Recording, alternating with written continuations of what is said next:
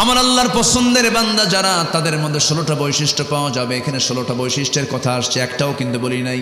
সময় লাগবে, সময় দেবেন তো? সবাই রাজি আছেন তো? জোরে বলি ইনশাআল্লাহ। নাম্বার 1 বৈশিষ্ট্য হলো, আল্লাহর পছন্দের বান্দাগুলোর তালিকায় যারা থাকবে তাদের 1 নম্বর বৈশিষ্ট্য হবে, তারা কি উগ্র হবে না বিনয়ী হবে? মেজাজি হবে না নম্র হবে?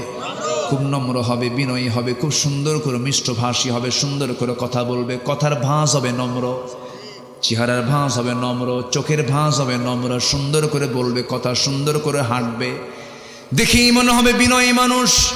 আপদমস্তক, বডি ল্যাঙ্গুয়েজ, টাং ল্যাঙ্গুয়েজ সব কিছুই তার বিনয়ী ভাব হবে, সুন্দর করে সে নুয়ে পড়বে। রহমানের যারা বান্দা হবে, রাসূল যখন রাস্তায় হাঁটতেন কখনো তিনি সামনের দিকে তাকায় তাকায় হাঁটতেন না, বুক উঁচু করে হাঁটতেন না, মাথা একটু নিচু করতেন, বুকের সাইডটা একটু নিচু করতেন, 2 পায়ের বৃদ্ধাঙ্গুলের দিকে নজরও দিয়ে দিয়ে বিনয়ী বিনয় হয়ে আস্তে আস্তে জমিনে চলতেন। আমার বন্ধুগণ, এই দুনিয়ায় হাম্বে তাম্বে এমন করে দেখানোর সুযোগ এই দুনিয়াতে নাই। এই দুনিয়াতে যে বান্দা যত বিনয়ী হবে, আখিরাতে সেই বান্দা তত সম্মানিত হবে। আমার বন্ধুগণ, অনেক মাহফিলে, এই মাহফিলে অনেক মা বোন আসছেন, শুনেছি মা আপনার চেহারা সুন্দর, আপনার সুন্দরী নারী, আপনার বউটা সুন্দরী হয়েছেন, কিন্তু স্বামীটা আপনার একটু কালো হয়ে গেছে, একটু মেজাজ গরম হয়, এরকম আছে, এরকম মহিলা আছে না নাই বলেন? এটা কি বিনয়ী ভাব নাকি? এটা কি বিনয়ী ভাব? আপনি যে কালোকে কালো মনে করে একটু অ্যাঙ্কার করছেন, ওই কালো চেহারা যিনি বানায়া দিয়েছেন, কালো ডিজাইনটা করে দিয়েছেন, তিনি আমার কে? আমার বিশাল সুন্দর চেহারা এটা করে দিয়েছেন কে বলেন? সব এগুলো কার সৃষ্টি? কার সৃষ্টি? আমার বন্ধুগণ, আল্লাহর যারা বিনয়, আল্লাহর যারা পছন্দের বান্দা হবে, তার 1 নম্বর হবে উগ্র না বিনয়ী? বিনয়ী হবে। নাম্বার 2 হলো, وَإِذَا خَاطَبَهُمُ الْجَاهِلُونَ قَالُوا سَلَامًا।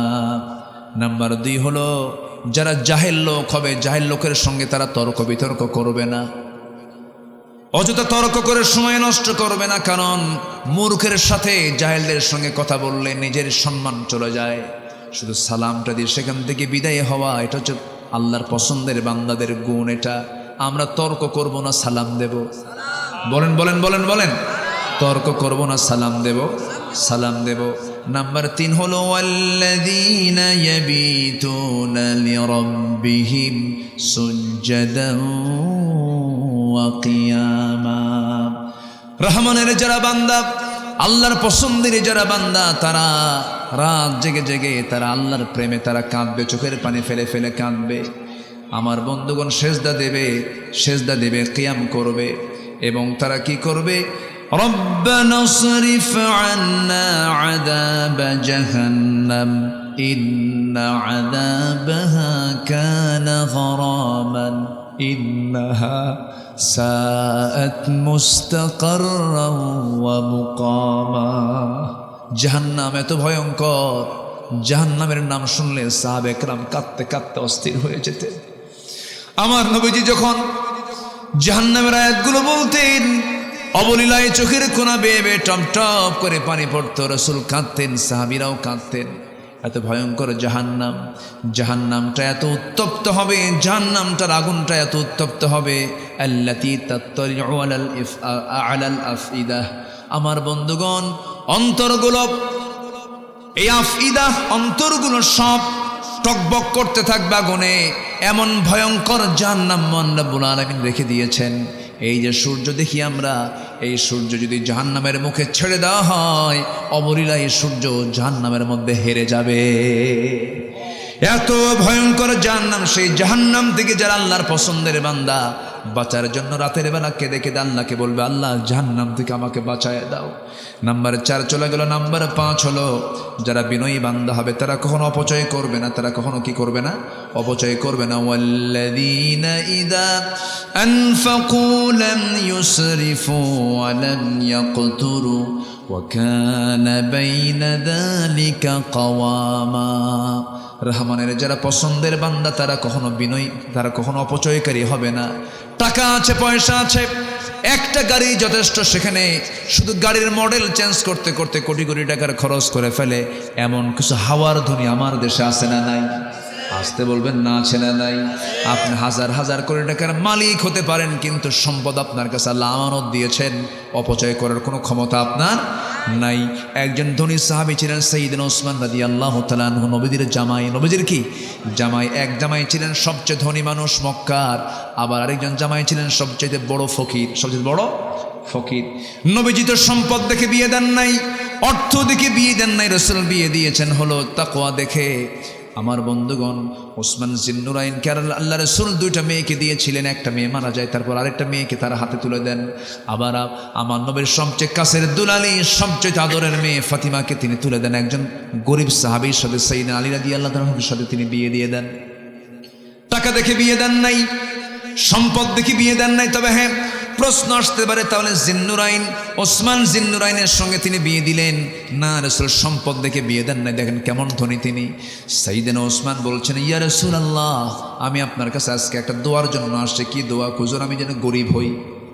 আমি যেন কি হই? আচ্ছা বলেন তো, কোনো ধনী কি দোয়া চায়? এরকম ধনী পাইছেন আপনারা কখনো? যে কোনো একটা ধনী গ্রুপ অফ ইন্ডাস্ট্রিজের মালিক এসে মাহফিল এসে বললো, হুজুর আপনি একটু দোয়া করেন কালকের মধ্যে যেন আমি ফকির হই। এই দোয়া কেউ চায় না। কিন্তু এমন ধনী তিনি সাইয়েদনা ওসমান নবীর কাছে এসে বলছেন, ইয়া রাসূলুল্লাহ, আমার মন চাচ্ছে আপনি আমার জন্য দিল থেকে দোয়া করে দিন, আমি যেন ফকির হয়ে যাই। রাসূল বলছেন, কেন ওসমান এমন করে দোয়া চাও কেন হুজুর? এত বড় দায়িত্ব আমার ভালো লাগে না। এই সমস্ত হিসাবগুলো করতে করতে আমার দিনটা চলে যায়, আমার বড় কষ্ট হয়। আপনি আমার জন্য দোয়া করেন, আমি যেন ফকির হই। রাসূল বলেন, আমি একটা প্রশ্ন করব। কি প্রশ্ন? ওসমান, তুমি যখন উটের পিঠে চড়ে থাকো, উটের পিঠে যখন আরোহণ করো, সেই সময় তোমার যদি খাদ্যের প্রয়োজন হয় কেমন করে খাও বলো তো? সাইয়েদনা ওসমান জিন্নুরাইন বলছেন, হুজুর উটের পিঠে যখন উট চলতে থাকে তখনও যদি আমি খাইতে বসি, উটের পিঠে আমি বসেছি খাওয়ার জন্য, ওই সময়ে যদি খাবার গ্রহণ করতে নিয়ে যদি হঠাৎ করে সেই খাবার থেকে যদি একটা দানাও যদি জমিনে পড়ে যায়, ওই সময় আমি করি কি, ঘোড়াটাকে থামায়া দিয়া, ঘোড়াটাকে বসায়া দিয়া ওই পড়ে যাওয়া দানাটা হাতের মধ্যে তুলে পানি দিয়ে ধুয়ে সেই খাবারটা আবার খেয়ে নেই, অপচয় করি না। রাসূল বলছেন, ওসমান তোমার জন্য দোয়া করেও কাম হবে না, সম্পদ আরো হবে। যাও, জোরে বলে সুবহানাল্লাহ। সম্পদ হতে কি কোনো বাধা আছে? কিন্তু সম্পদ হতে হবে অবৈধ না বৈধ? অবৈধ না বৈধ? বৈধ। আল্লাহ রাব্বুল আলামিন বলেন, তাবারাকাল্লাযী নাযালাল ফুরকানা আলা আবদিহি লিয়াকুনা লিল আলামিনা নাযীরা الذي له ملك السماوات والأرض ولم يتخذ ولدا ولم يكن له شريك في الملك وخلق كل شيء فقدره تقديرا جربون الله أكبر অতীব বরকতময় সেই মহান প্রভু, যিনি তার আব্দের উপরে, যিনি তার বান্দার উপরে নাযালাল ফুরকান, ফুরকান নামক কিতাব নাজিল করেছেন, যেন তিনি এই কিতাব দিয়ে গোটা পৃথিবীবাসীকে যেন সতর্ক করতে পারেন। সতর্ক করার জন্য আল্লাহ রাব্বুল আলামিন তার উপরে ফুরকান নাজিল করেছেন। এই ফুরকান শব্দটা আরেক জায়গায় মহান রব্বুল আলামিন বলে দিয়েছেন, শাহরু রমাদানাল্লাযী উনজিলা ফীহিল কুরআন হুদাল লিন্নাসি ওয়া বায়িনাতিন মিনাল হুদা ওয়াল ফুরকান। জোরে বলুন আল্লাহু আকবার। ফুরকান মানে হলো সত্য এবং মিথ্যার পার্থক্য সৃষ্টি করে দেয় যে কিতাব, তার নাম হলো ফুরকান।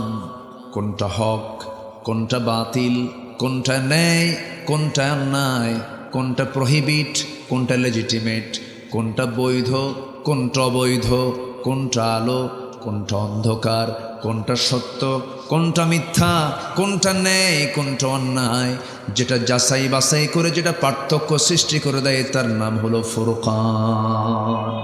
তার নাম কি? ফুরকান। সেই সূরাতুল ফুরকান থেকে আমি কিছু কথা বলতে চাচ্ছি। ওমা তাওফীকি ইল্লা বিল্লাহ আলাইহি তাওয়াক্কালতু ওয়া ইলাইহি উনীব। সম্মানিত ভাইয়েরা, আমরা যে কিতাবের আলোচনা নিয়ে বসেছি, এই কিতাব তো পৃথিবীর কেউ লেখে নাই, এই কিতাব তো পৃথিবীর কেউ রচনাও করে নাই। এই কিতাব এসেছে সম্পূর্ণ আসমান থেকে, নাজিল করেছেন যিনি, তিনি আমার কে? আসতে বলেন, তিনি আমার কে? আল্লাহ পাক নাজিল করেছেন। যদি এই কিতাব না আসতো আমরা বড় বিপদে পড়ে যেতাম। বিপদটা হলো, আপনি কোনোদিন ঢাকা চকবাজার যাননি, আপনি ঢাকা চকবাজার কোনোদিন যাননি। আমরা হয়তো যিনি যান নাই, হঠাৎ করে চকবাজার, আমি চকবাজার কেন বললাম, চকবাজারটা হলো পুরাতন একটা জোন এলাকা। যদি গুগল ছাড়া, অনলাইন ছাড়া আপনি চিনেন না, নতুন গেছেন, কত যে রাস্তার প্যাঁচ, ওই প্যাঁচে আপনি হেরে যাবেন, সব রাস্তা সমান মনে হবে। তখন আপনি হেরে যাবেন, আপনার মাথার কাজ করবেন। কিন্তু সেই সময়ে যদি আপনার একজন গাইডার থাকে, একজন গাইড যদি থাকে যে তুমি কোথায় যাবা, আমি হোসনি দালান যাব, তুমি কোথায় যাবা, অথবা হাসান মঞ্জিল যাব, তখন একজন যদি আপনাকে ধরে নিয়ে চলে যায়, তখন আপনি পথটা পেয়ে গেলেন, একজন পথ আপনাকে দেখায় দিল। তো এই যে পথটা দেখায় দিল, তখন আপনার কি সেই টেনশন, সেই ভয়, হেরে যাওয়ার কোনো ভয় এটা থাকবে? থাকবে না। ঠিক তেমনি কিয়ামতের কঠিন কণ্টাকে কীর্ণ ময়দান, যেদিন কেউ কাউকে চিনবে না, কেউ পথ বলতে পারবে না, সেই কঠিন ময়দানে আমার রাস্তা আমি খুঁজে পাবো কেমনে? সেই খুঁজে পাওয়ার জন্য যিনি সহজ ব্যবস্থা করেছেন, তিনি কে? তিনি ব্যবস্থা করে দিবেন। যদি তার দেওয়া বিধান, এই কোরআনকে যদি আমরা সুন্দর করে খুঁজে বুঝে পড়তে পারি, তাহলে কোরআন আমাকে সেই দিন ওই রাস্তা বের করে দিবে। জোরে বলে সুবহানাল্লাহ। তাহলে জান্নাতের পথ খুঁজে পাওয়ার রাস্তা কিন্তু একটাই, সেটা কি বলেন তো? কোরআন। জান্নাতের পথ খুঁজে, এটাকে এখান থেকেই খুঁজে বের করতে হবে। আপনি এই মুহূর্তে আপনি চলে যাবেন খান জাহান আলীর, কোথায় ওটা, ৬০ গম্বুজ মসজিদ না, ৬০ গম্বুজ মসজিদ। এখন আর কিচ্ছু লাগে না, শুধু অনলাইনে গুগল ম্যাপে গিয়ে লিখবেন, বা সার্চ দিলেন, আপনাকে নিয়ে চলে গেল একদম বাইপাস দিয়ে, রূপসা ব্রিজ পার হইয়া, চুলকাটি দিয়া টান দিয়ে মেরে একদম কাঠাখালি না কি বলে, হ্যাঁ, দিয়ে আপনাকে নিয়ে চলে গেল সেই বাগেরহাটের ৬০ গম্বুজ মসজিদ। কাউকে বলা লাগতেছে না। তো ঠিক তেমনি কোরআন হচ্ছে এমন একটি ম্যাপ, যে ম্যাপে যদি আপনার একবার নলেজ হয়ে যায় এবং আপনি যদি এটাকে ফলো করতে পারেন, আমল করতে পারেন, এই ম্যাপ আপনাকে একদম জান্নাতের দরজায় গিয়ে পৌঁছায় দেবে। জোরে বলে সুবহানাল্লাহ। আল্লাহ রাব্বুল আলামিন বলেন, আলিফ লাম রা কিতাবুন আনজালনাহু ইলাইকা লিতুখরিজান নাস মিনায-যুলুমাতি ইলান-নূর। নবী, আমি আপনার উপরে যে কিতাব নাজিল করেছি, এই কিতাব নাজিলের মূল উদ্দেশ্য হলো আপনি যেন এই কিতাব দিয়ে অন্ধকারে থাকেন জাতিকে, বিপদে থাকা জাতিকে, পথ হারা জাতিকে আপনি যেন পথের দিশা দিতে পারেন, অন্ধকারে থাকা জাতিকে যেন আলোর দিকে নিয়ে যেতে পারেন। যেখানে আলো থাকবে সেখানে অন্ধকার থাকবে না, অন্ধকার পালিয়ে যাবে, আলো আসবে, অন্ধকার দূর হয়ে যাবে। কোরআন হচ্ছে আলো, যেখানে অন্ধকার থাকার কোনো সুযোগ নাই। অন্ধকারটা কি? অন্ধকার হলো ইসলাম গর্হিত যত অপকর্মগুলো আছে সেগুলো হচ্ছে অন্ধকার। যেমন সুদ অন্ধকার, ঘুষ অন্ধকার, জেনা অন্ধকার, মদ অন্ধকার। এই সমস্ত অন্ধকারগুলো যেখানে কোরআন প্রতিষ্ঠিত হয়ে যাবে, আপনি এগুলো বন্ধ হয়ে যাবে। আমার বন্ধুগণ, কিন্তু এই কোরআন আজকে আমাদের সামনে থাকার পরেও, কোরআনটা শুধু প্রতিষ্ঠিত না থাকার কারণে, আজকে কোরআন প্রতিষ্ঠিত নাই বলে আজকে সমাজে মদ প্রতিষ্ঠিত কিনা বলেন, জেনা প্রতিষ্ঠিত কিনা বলেন, জেনা প্রতিষ্ঠিত, মদ, জেনা, জুয়া, সুদের কারবার এগুলো প্রতিষ্ঠিত হয়ে আছে। আমার বন্ধুগণ, কোরআন যদি প্রতিষ্ঠিত সমাজে হয়ে যায় তখন আপনা আপনি সব অন্ধকার বন্ধ হয়ে যাবে। তাহলে কোরআন আছে শুধু কাগজের পাতায়। কিসের পাতায় বলেন? মাদ্রাসার রুমে হাফেজের মাথায়, হাফেজের মাথায়, মসজিদে, মাদ্রাসার রুমে, কাগজের পাতায় পাতায়। শুধু কোরআনটা দরকার এখন সমাজের পাতায় পাতায়, আর রাষ্ট্রের প্রতিটি সেক্টরে সেক্টরে আইন রচনায় কোরআন দরকার। সব তো দেখলাম আমরা, সব দেখলাম না আমরা? সব দেখা শেষ তো, সব একই। আল কুফরু মিল্লাতু ওয়াহিদা, কোরআন যারা চায় না সেটাই কুফরি। আর কুফরটাই হচ্ছে আল কুফরু মিল্লাতু ওয়াহিদা, কুফরি শক্তি সব এক, সব এক। যেখানে ইসলাম নাই সেখানে তারা সব এক। সব দেখা শেষ করেছি আমরা, এখন আল্লাহর কালাম কোরআনকে আমরা একটু দেখতে চাই। দেখতে রাজি আছেন তো? এখন তার রাজাকার বলে কেউ গালি দিবে না। রাজাকার আর এই ট্যাগ চলে না, জঙ্গিবাদ তো নাই। মাঝে মাঝে আগে তো নাটক হতো, তাই না? অমক অভিযান, র্যাব অভিযান চালিয়ে অমক জঙ্গির আস্তানা উদ্ধার করেছে, নিয়ে আসার পথে 3 জন ক্রস ফায়ার। এই নাটক তো আর নাই। কেন নাটকটা থাকবে কেমনে? নাটকের যিনি প্রযোজক তিনি এখন দিল্লি বসে আছে, বোঝেন নাই? বহু নাটক আমরা দেখেছি, সব নাটক শেষ হয়ে গেছে। আরে কত রাজা মহারাজা, কত পাওয়ারফুল সুপার পাওয়ার ফেরাউন কত কি করলো, শেষ পর্যন্ত আল্লাহ বলল, ফেরাউন বেশি মাথা মারিস, সুবান দিয়ে মারবো তোর, সুবান দিয়ে মারবো, চুবান দিয়ে মার। যে ক্যামেরাম্যান, ক্যামেরা, জি এই ক্যামেরা একটু বসতে হবে কম, মানে একটু কাছাকাছি কম আসেন, কারণ শ্রোতা তো তারা দেখতে না পারলে কষ্ট পায়। আবার আমার এই আলোচনা শুধু আপনি হাজার হাজার মানুষ শুনছেন তা কিন্তু না। এই প্রযুক্তির কল্যাণে কোটি কোটি মানুষকে এরা, এই ক্যামেরা কোটি কোটি মানুষের সামনে আমার এই আলোচনাটা তারা পৌঁছিয়ে দেবে। তো সবই তো ঠিক, আবার রাগও করেন, রাগ তো করা যাবে না। একটু ধৈর্য ধরেন, সব দিকই হোক, মানে এটাও তারা কাজটা করুক, আপনিও শোনেন, দুটাই হয়ে যাক। আমরা একটু ধৈর্য ধরে আমরা শুনবো। জোরে বলি ইনশাআল্লাহ, জোরে বলি ইনশাআল্লাহ।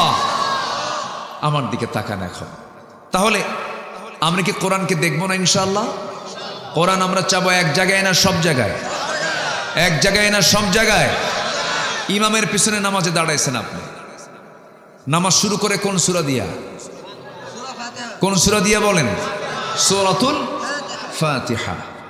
অনেকে আবার সূরাতুল ফাতিহা পারে না, কিন্তু আলহামদু পারে। কি পারে? আলহামদু পারে, কিন্তু সূরা ফাতিহা পারে না।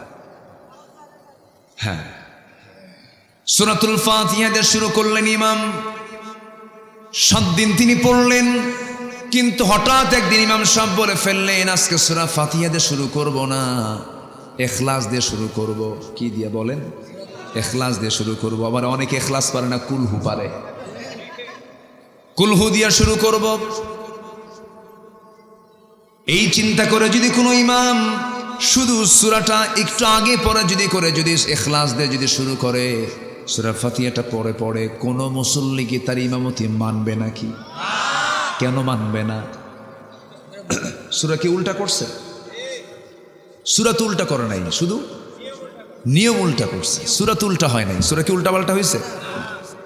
সূরা কিন্তু ঠিকই আছে, শুধু সূরাটা মুকদ্দম মুআখার করেছে, একটা আগে নিয়ে আসছে আর একটা পরে নিয়ে গেছে। এই জন্য আপনি তাকে মানবেন না, পিছন থেকে লোকমা দিবেন, বলবেন ইমাম সাহেব এমন করে নামাজ পড়লে চলবে না। সূরা ফাতিহা আগে দেন, এরপরে ইখলাস দেন, কোনো সমস্যা না, অন্য কোনো সূরা দেন, সমস্যা নাই। কিন্তু ইমাম যদি তাও না শোনে, লোকমার পরে লোকমা, লোকমার পরে লোকমা দেওয়ার পরে ইমাম সাহেব শুধু বারবার কুলহু পড়ে, সূরা ফাতিহা পড়ে না, সেই সময় মুসল্লি কি তার ইমামতি মানবে নাকি? কি করবে? লোকমা দিয়েও কাম হচ্ছে না, কি করবে তখন? বলেন। ইবনে হাজার ইবনে হাজার আসকালানী রাহিমাহুল্লাহ রাহমাতুল্লাহ আলাইহি তিনি বলেছেন যে ওই সময় ওই ইমামটার ইমাম থাকে না, তখন সে স্বৈরাচার হয়। কি হয়? তো স্বৈরাচারকে কি করতে হয়? কি করছে বলেন, কি করছে? হ্যাঁ, স্বৈরাচার যখন হয়ে যাবে তখন দেখেন না, দুপুরে খাবারটাও জুটলো না। খাবারটাকে জুটছে, ইমিগ্রেশন ক্রস করবে একটু আরামে, ব্যাগ বুক নেবে, অমুক শাড়ি বাদ আছে, অমুক কাপড় চোপড় বাদ আছে, অমুক কসমেটিক্স বাদ আছে, গোছগাছ কইরা, জীবন তো কয়েকদিনের জন্য, গোছগাছ কইরা যে নেবে এই সুযোগটাও তো পায় নাই, শুধু স্বৈরাচারী আচরণের জন্য ভাঙ্গা হেলিকপ্টারে করে দিল্লি আল্লাহ পাক পাঠায় দিয়েছেন। যা স্বৈরাচার হওয়া যাবে না। সম্মানিত ভাইয়েরা, যারা আমার দেশকে আধিপত্যবাদীদের হাতে ছেড়ে দেয় তারা কি দেশের কোনোদিন বন্ধু হতে পারে? আসতে বলবেন না, বন্ধু হতে পারে? আমার দেশকে আমরা শাসন করব, কোন আধিপত্যবাদকে আমরা প্রশ্রয় দেব না। এদেশের 1 ইঞ্চি মাটি আমরা অন্যদের দখলে নিতে দেব না। এদেশের সংস্কৃতিকে আমরা লালন করব, অন্য কোন সংস্কৃতি আমরা লালন করব না। এই দেশ আমাদের দেশ, অন্য কোন বহির আগমন ঘটবে আমার দেশে, এটা আমরা সহ্য করতে পারবো না। সম্মানিত ভাইয়েরা, ইমাম যদি সূরা ফাতিহাকে যদি পড়ে দেন, ইখলাস যদি আগে দেন, আপনি যেমন মানবেন না। ইবনে হাজার আসকালানী বলেছেন ওই সময় ওই স্বৈরাচার ইমামের পেছনে যে মুসল্লি নামাজে দাঁড়াবেন তার দায়িত্ব হলো নামাজ ছেড়ে দেওয়া। নামাজ ছেড়ে দিয়া 2 হাতের এই কাপড়টা ভাঁজ কইরা, কোনো কথা নাই ইমামের, ওই স্বৈরাচারের ঘাড়কে ধরা শক্ত করে ধরে মটকায় দিয়া ধাক্কা মেরে মসজিদ থেকে বের করে দিয়া নতুন ইমাম নিযুক্ত করতে হবে। কি কথা কি বুঝতেছেন আপনারা? ইমামের দোষ কি হলো? ইমাম সাহেব কি সূরা কেরাত কি ভুল কইছে? শুধু কি করছে? নিয়মটা উল্টা করেছে। সূরা কেরাত কিন্তু ভুল করেনি, শুধু একটা সূরা আগে দিয়েছে, আরেকটা সূরা পরে দিয়েছে। এই জন্য সে যদি স্বৈরাচার হয়ে যায়, আজকে সমাজ চলতে নিয়ে, আজকের এই রাষ্ট্র সমাজ পরিবার চালাতে নিয়ে ইসলামকে বাদ দিয়ে যদি অন্য কোনো তন্ত্রমন্ত্রকে যদি চালু করে, আমাদের দায়িত্ব হলো ঘাড় ধাক্কা দিয়ে বের করে সেখানে ইসলামকে বুলাম করে নেওয়া। কি দায়িত্ব আছে আমাদের? না চুপ করে থাকবো? চুপ করে থাকার কোনো সুযোগ কি মুসলমানকে আল্লাহ দিয়েছেন? কাজ করতে হবে, আমরা কাজ করব, জোরে বলি ইনশাআল্লাহ। সম্মানিত ভাইয়েরা, আমি যেখান থেকে কথা বলতে চাচ্ছি সেখানে আল্লাহ রাব্বুল আলামিন সেই রুকুর ভিতরে প্রথমে তিনি তার নিজের পরিচয় দিয়েছেন, এরপরে তার পছন্দের বান্দাগুলো কারা, তার পছন্দের তার প্রিয় বান্দাগুলো কারা, তাদের কিছু গুণ, তাদের কিছু বৈশিষ্ট্য, তাদের কিছু স্বভাব আল্লাহ পাক তুলে ধরেছেন। এবং এই স্বভাবগুলো যারা আনবে তাদের জন্য সুন্দর জান্নাতের একটা অফার আল্লাহ রাব্বুল আলামিন আয়াতের এই সূরার শেষে দিয়েছেন। জোরে বলি সুবহানাল্লাহ। বলেছেন হাসুনাত মুস্তাকাররাও ওয়া মুকামা, এটা দিয়ে শেষ করেছেন। আসুন এখন মূল আয়াতের দিকে যাই। আমাকে সময় দিচ্ছেন তো সবাই? আমাকে সময় দিচ্ছেন তো? কারো কোনো সমস্যা নাই? জোরে বলি ইনশাআল্লাহ। আসুন, অনেক মা বোন আজকের মাহফিলে আসছে না? মা বোন নাকি অনেক হয়েছে? বেশি। লেডিস ফার্স্ট, মেয়েরা যেখানে সেখানে মেয়েরাই ফার্স্ট। ভালো, আলহামদুলিল্লাহ, মেয়েরা বেশি থাকা ভালো। তারা মার্কেটও বেশি যায়, অবশ্য মার্কেটও বেশি। জি আসুন, আল্লাহ রাব্বুল আলামিন বলেন তাবারাকাল্লাযী জাআলা ফিস সামাই বুরুজান ওয়া জাআলা ফিহা সিরাজান ওয়া কমারান মুনীরা ওয়া হুয়াল্লাযী জাআলাল লাইলা ওয়ান নাহারা খিলফাতান লিমান আরাদ আন ইয়াযযাক্কারা يذكر أو أراد شكورا সূরাতুল ফুরকান আয়াত নম্বর 61-62 আল্লাহ রাব্বুল আলামিন আগে নিজের বড়ত্বের প্রকাশ করেছেন, নিজের বড়ত্বের পরিচয় দিয়েছেন। আমি কত বড় দেখো। তিনি বলছেন অতীব বরকতময় সেই মহান প্রভু যিনি আকাশে বহু গ্রহ রাজি সৃষ্টি করেছেন এবং সেখানে রেখে দিয়েছেন প্রদীপ্ত সূর্য এবং আলোকিত চাঁদ, সেখানে রেখে দিয়েছেন। দিনের বেলা সূর্য রেখেছেন তিনি আল্লাহ, রাতের বেলার চাঁদও রেখেছেন কেউ না, তিনি কে বলেন আল্লাহ। এই যে সূর্যটা আমাদেরকে তাপ দেয়নি প্রতিনিয়ত, আজকে দিনের বেলা আমরা যে সূর্যের তাপটা পেয়েছি 25 ডিগ্রি, 26 ডিগ্রি, 27, 28, বড়জোর 30 পর্যন্ত আমরা পেতে পারি। এই সূর্যের এই তাপমাত্রা দুনিয়াতে পৌঁছেছে মাত্র এসে 25 থেকে 30 ডিগ্রি সেলসিয়াস আমরা পাচ্ছি। আরবে 40, 48, 50 ডিগ্রি সেলসিয়াস তাপমাত্রা পর্যন্ত হয়ে থাকে। 55, আমি হজে গিয়ে 55 পর্যন্ত পেয়েছি তাপমাত্রা। আমার বন্ধুগণ, কিন্তু যে আশ্চর্য হয়ে যাবেন, এই যে সূর্য আমরা দেখতে পাই এত দূরে আল্লাহ রাব্বুল আলামিন রেখে দিয়েছেন, যাকে আমরা প্লেটের মতো দেখি। এই সূর্যের আভ্যন্তরীণ তাপমাত্রা, ইন্টারনাল যে তাপমাত্রা, সূর্যের একদম ইন্টারনাল ভিতরগত তাপমাত্রা হলো 15 মিলিয়ন ডিগ্রি সেলসিয়াস। 15 মিলিয়ন, কিন্তু 15 লক্ষ নয়, 15 মিলিয়ন ডিগ্রি সেলসিয়াস তাপমাত্রা। আমার দেশে 40-42 তাপমাত্রা হলে পরে স্ট্রোক করে মরে, গরমে হিট স্ট্রোক করে। আর সেই সূর্য থেকে তাপ কমায়া এত কমে আসার সূর্যের ভিতরের আভ্যন্তরীণ তাপমাত্রা হচ্ছে 15 মিলিয়ন ডিগ্রি সেলসিয়াস। সুবহানাল্লাহ বলবেন না? ক্ষমতা কার? আচ্ছা, এইরকম পরিচয় কি পৃথিবীর কেউ দিতে পারবে? পারবে না। আমেরিকার লস অ্যাঞ্জেলস, ক্যালিফোর্নিয়া, না ক্যালিফোর্নিয়া লস অ্যাঞ্জেলস দাবানলে জ্বলল। সুপার পাওয়ার আমেরিকা কাইত হয়ে পড়ে গেছে। আমেরিকা কি হয়েছে? কাইত হয়ে পড়ে গেছে। পারলাম না, হলো না। সামান্য দাবানল নিয়ন্ত্রণ করতে পারে না। আর আমার রব যে সূর্য দিয়েছেন, সেই সূর্যের আভ্যন্তরীণ তাপমাত্রা হচ্ছে 15 মিলিয়ন ডিগ্রি সেলসিয়াস। এই যে আমরা লোহা দেখতে পাচ্ছি, এই লোহা ছাড়া তো পৃথিবীর কিছুই হয় না। একটা স্ট্রাকচার তৈরি করতে গেলে গাড়ি লোহা লাগবে, ক্যামেরা বডি লোহা লাগবে। এরপর আপনি যে কোনো জিনিস আপনি তৈরি করতে যাবেন, আগে লোহা দরকার। এই লোহা পৃথিবীর কেউ বানায় নাই। আপনি হয়তো ভাবতেছেন বিএসআরএম, কেএসআরএম লোহা বানায় না। এই লোহা কোনো কোম্পানি বানায় না। এই লোহাটা পৃথিবীর কেউ আবিষ্কার করেনি, কেউ বানায় নাই। এই লোহাটা কার দেওয়া?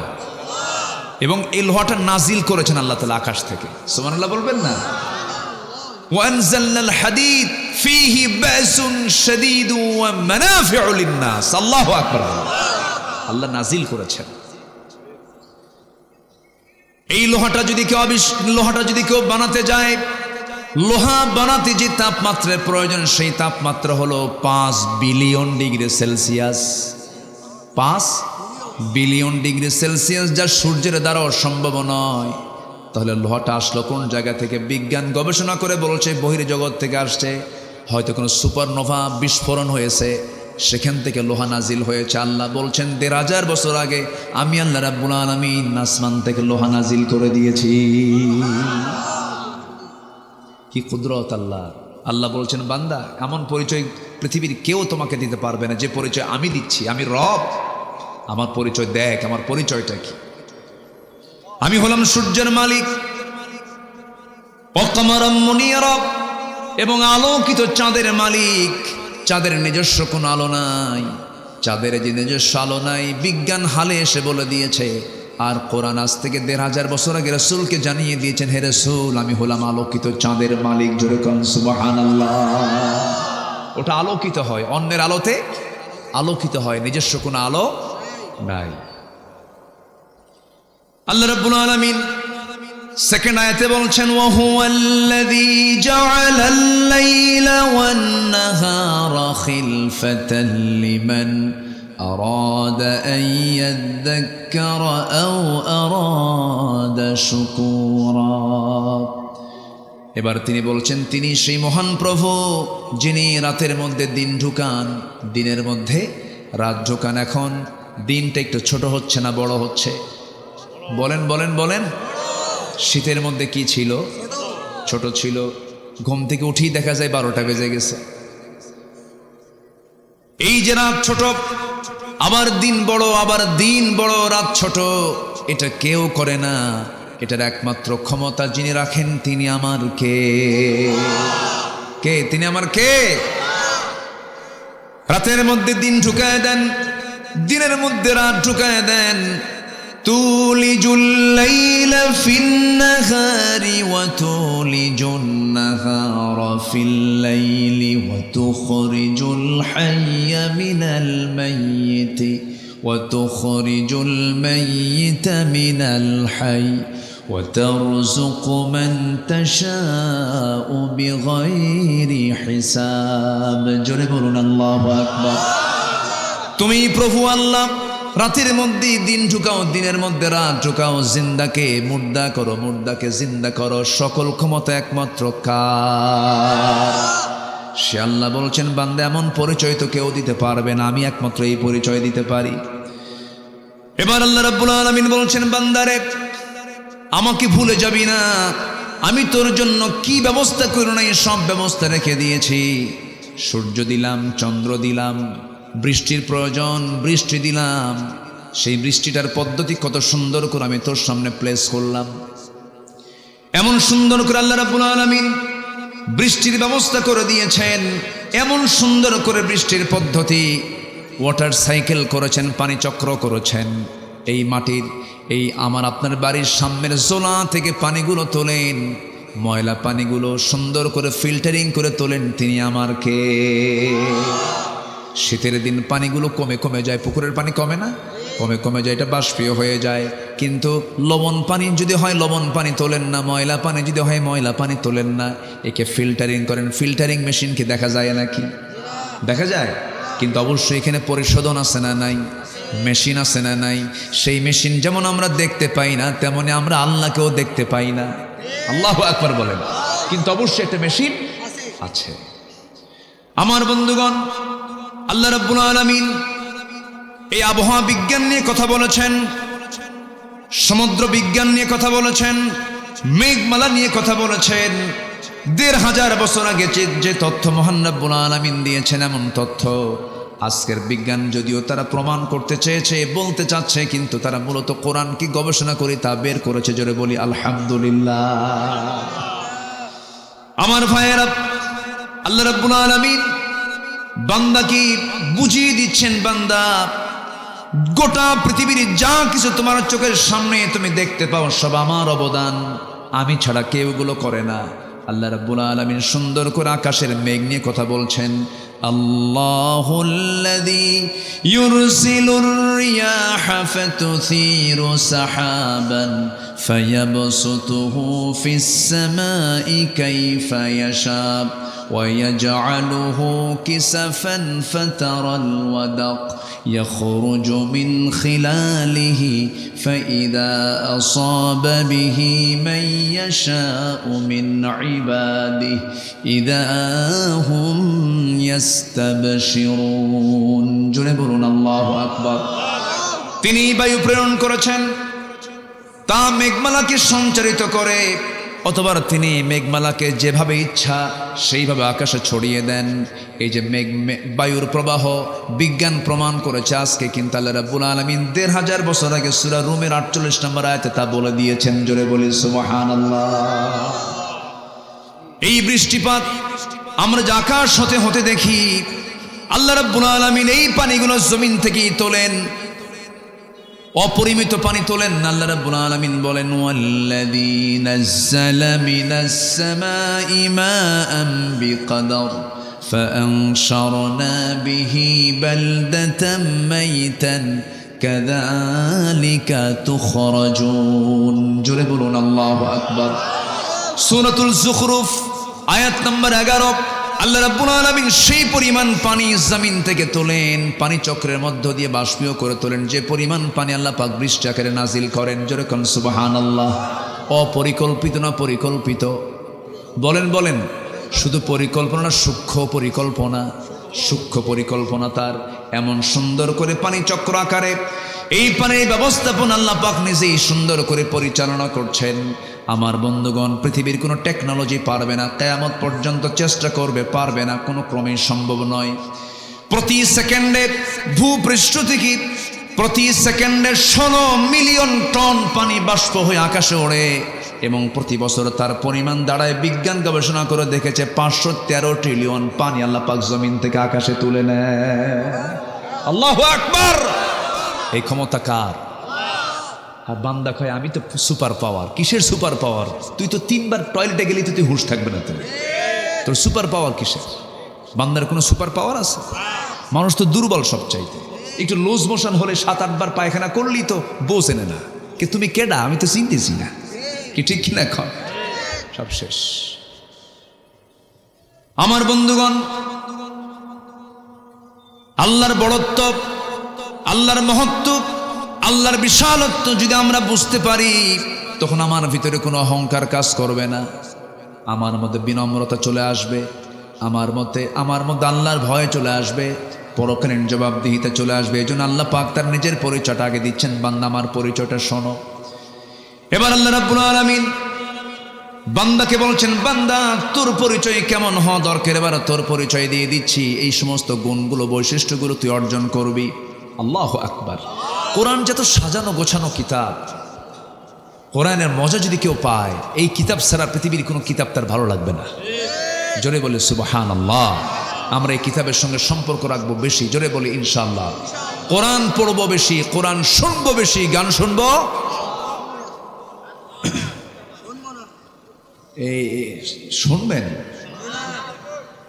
হ্যাঁ, কোরআন ছাড়া অন্য কিছু শোনা যাবে? আসতে বলবেন না, শোনা যাবে? যাবে না।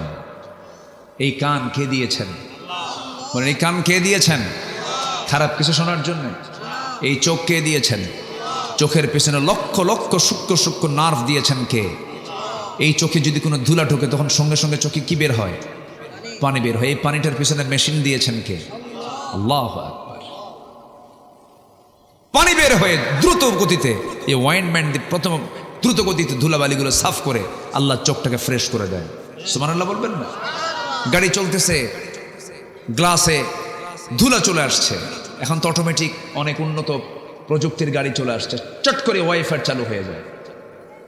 ওয়াইফার যখন প্রয়োজন মনে করে যে পানির প্রয়োজন, পানিও চালু হয়ে যায়। আল্লাহ রাব্বুল আলামিন বান্দার চোখের ভিতরে যদি কোনো ধুলা ঢুকে যায়, চোখের পাপড়ি দিয়েছেন, খালি এরকম করবে আর ভিতর থেকে পানি চলে আসবে। সুবহানাল্লাহ বলবেন না? আমার বন্ধুগণ, এই বিশাল বডি, এই চোখ, এই কান, এই নাক, চোখ, কান, এটা যদি আমরা যদিও ছোট মনে করি, কিন্তু আমার কাছে মনে হয় পদ্মা মেঘনা যত বড়, যমুনা যত বড়, তার চাইতে বেশি বড় হলো চোখ, কান, নাক। জোরে বলেন সুবহানাল্লাহ। বিশাল ফাংশন এই 3 অঙ্গের ভিতরে, ইএনটির ভিতরে বিশাল আল্লাহ পাক এর মধ্যে ফাংশন রেখে দিয়েছেন। মাথা থেকে পা পর্যন্ত এই বডি সুন্দর করে বানিয়ে দিয়েছেন তিনি। আমারকে আমাদের দেহে যে ডিএনএ আছে, এই ডিএনএ, যে পরিমাণ ডিএনএ আছে, তার দৈর্ঘ্য যদি আমরা মাপতে যাই 2000 কোটি কিলোমিটার, যা পৃথিবী থেকে সূর্য পর্যন্ত 50 বার ঘুরে আসা যাবে। আল্লাহু আকবার বলেন। এই ডিএনএতে যে ইনফরমেশন আছে, তা যদি লেখা হয়, তবে তা হবে 900 খণ্ডের বিশালাকার এনসাইক্লোপিডিয়ার সমান, যেখানে প্রতিটি খণ্ডের পৃষ্ঠার সংখ্যা হবে 500। বিশাল বড় একটা পাণ্ডুলিপি তৈরি হয়ে যাবে। আমাদের দেহে যে কোষের সংখ্যা আছে, যে কোষগুলো আছে, সবচেয়ে ছোট অংশের নাম হলো কোষ। এই কোষের পরিমাণ হলো 37.2 trillion. 37.2 trillion, million, billion, trillion. কয়জন মানুষের দেহে? একজন। বলেন কয়জন? সেন্সরি রিসেপ্টর আছে হলো 110 মিলিয়ন। লোহিত রক্তকণিকার বিসি আছে হলো 30 ট্রিলিয়ন। শুধুমাত্র মস্তিষ্কের নিউরন সংখ্যা হলো 100 বিলিয়ন। জোরে বলি সুবহানাল্লাহ। আমার বন্ধুগণ, আমাদের দেহে যে ব্লাড আছে, এই ব্লাডের যে ভেসেলটা আছে, এই ভেসেল আছে হলো 42 বিলিয়ন, যার 97,000 কিলোমিটার লম্বা।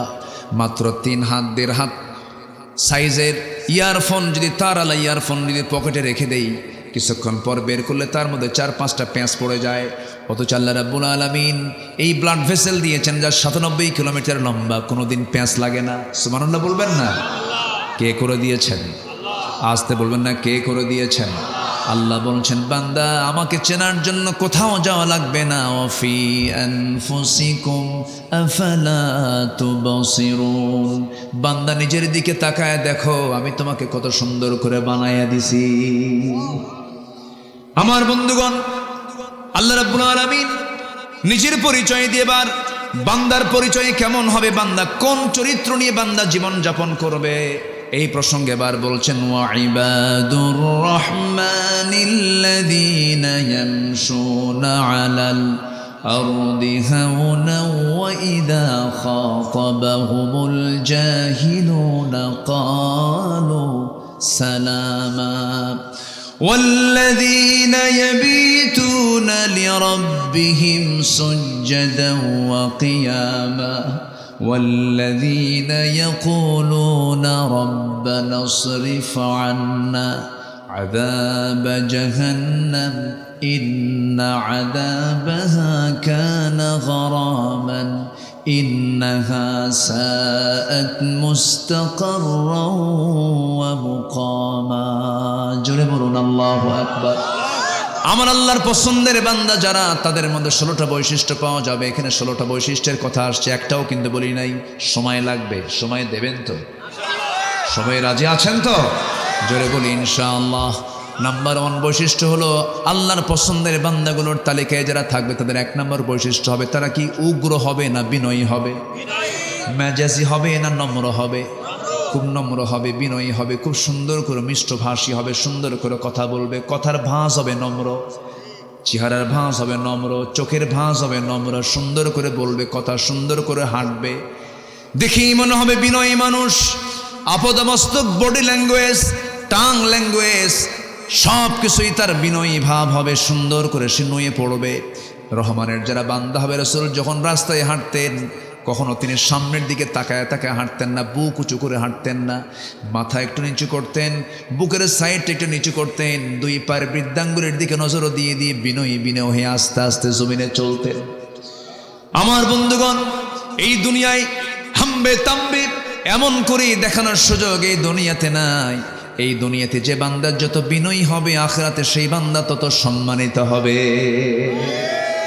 আমার বন্ধুগণ, অনেক মাহফিলে, এই মাহফিলে অনেক মা বোন আসছেন, শুনেছি মা আপনার চেহারা সুন্দর, আপনার সুন্দরী নারী, আপনি বউটা সুন্দরী হয়েছেন, কিন্তু স্বামীটা আপনার একটু কালো হয়ে গেছে, একটু মেজাজ গরম হয়, এরকম আছে, এরকম মহিলা আছে না নাই বলেন? এটা কি বিনয়ী ভাব নাকি? এটা কি বিনয়ী ভাব? আপনি যে কালোকে কালো মনে করে একটু অ্যাঙ্কার করছেন, ওই কালো চেহারা যিনি বানায়া দিয়েছেন, কালো ডিজাইনটা করে দিয়েছেন, তিনি আমার কে? আমার বিশাল সুন্দর চেহারা এটা করে দিয়েছেন কে বলেন? সব এগুলো কার সৃষ্টি? কার সৃষ্টি? 2015 সালে আমি সেকেন্ড টাইম হজে যাই। তো মদিনা মুনাওয়ারায় আমার নবীজির মাকবারার আশপাশ দিয়ে আমি ঘোরাফেরা করছি, হঠাৎ করে দেখি আফ্রিকান এক নিগ্রো কালো কুচকুচে এক লোক আমার সামনে পড়ে গেল। আমি লম্বায় প্রায় 71 ইঞ্চি লম্বা, আমি 1 ইঞ্চি কম 6 ফিট লম্বা, তো কমও না। তো আমি ওই লোকটার সামনে যখন দাঁড়ালাম তখন আমাকে মনে হলো আমি শিশু। কথা বলছেন নেই? আমি তার সামনে গিয়ে যখন দাঁড়ালাম, আমি তার কোমরের কাছাকাছি মনে হলো আমার কাছে, আমি লম্বায় প্রায় দেখলাম সে প্রায় 8 ফুট ছেড়ে গেছে, এবং দোহাড়া মানুষ, যেমন লম্বা তেমন ফিগার, এবং এত ঘন কালো, মানে ছোট মোটো হাতি। ছোট মোটো কি বলেন? হাতি। হাতির কাছে কি মনে হয় নিজেকে? ছোট মনে হয় না? এরকম। তো আমি তাকে দেখলাম, দেখার পর আমি তাকে প্রশ্ন করলাম, মিন আইনা জিতা ইয়া আখি, আপনি কোন জায়গা থেকে আসছেন, আপনার দেশের নামটা কি? তো মুস্কি একটা হাসি মেরে বলতেছে, আমি আফ্রিকা থেকে আসছি। আফ্রিকান।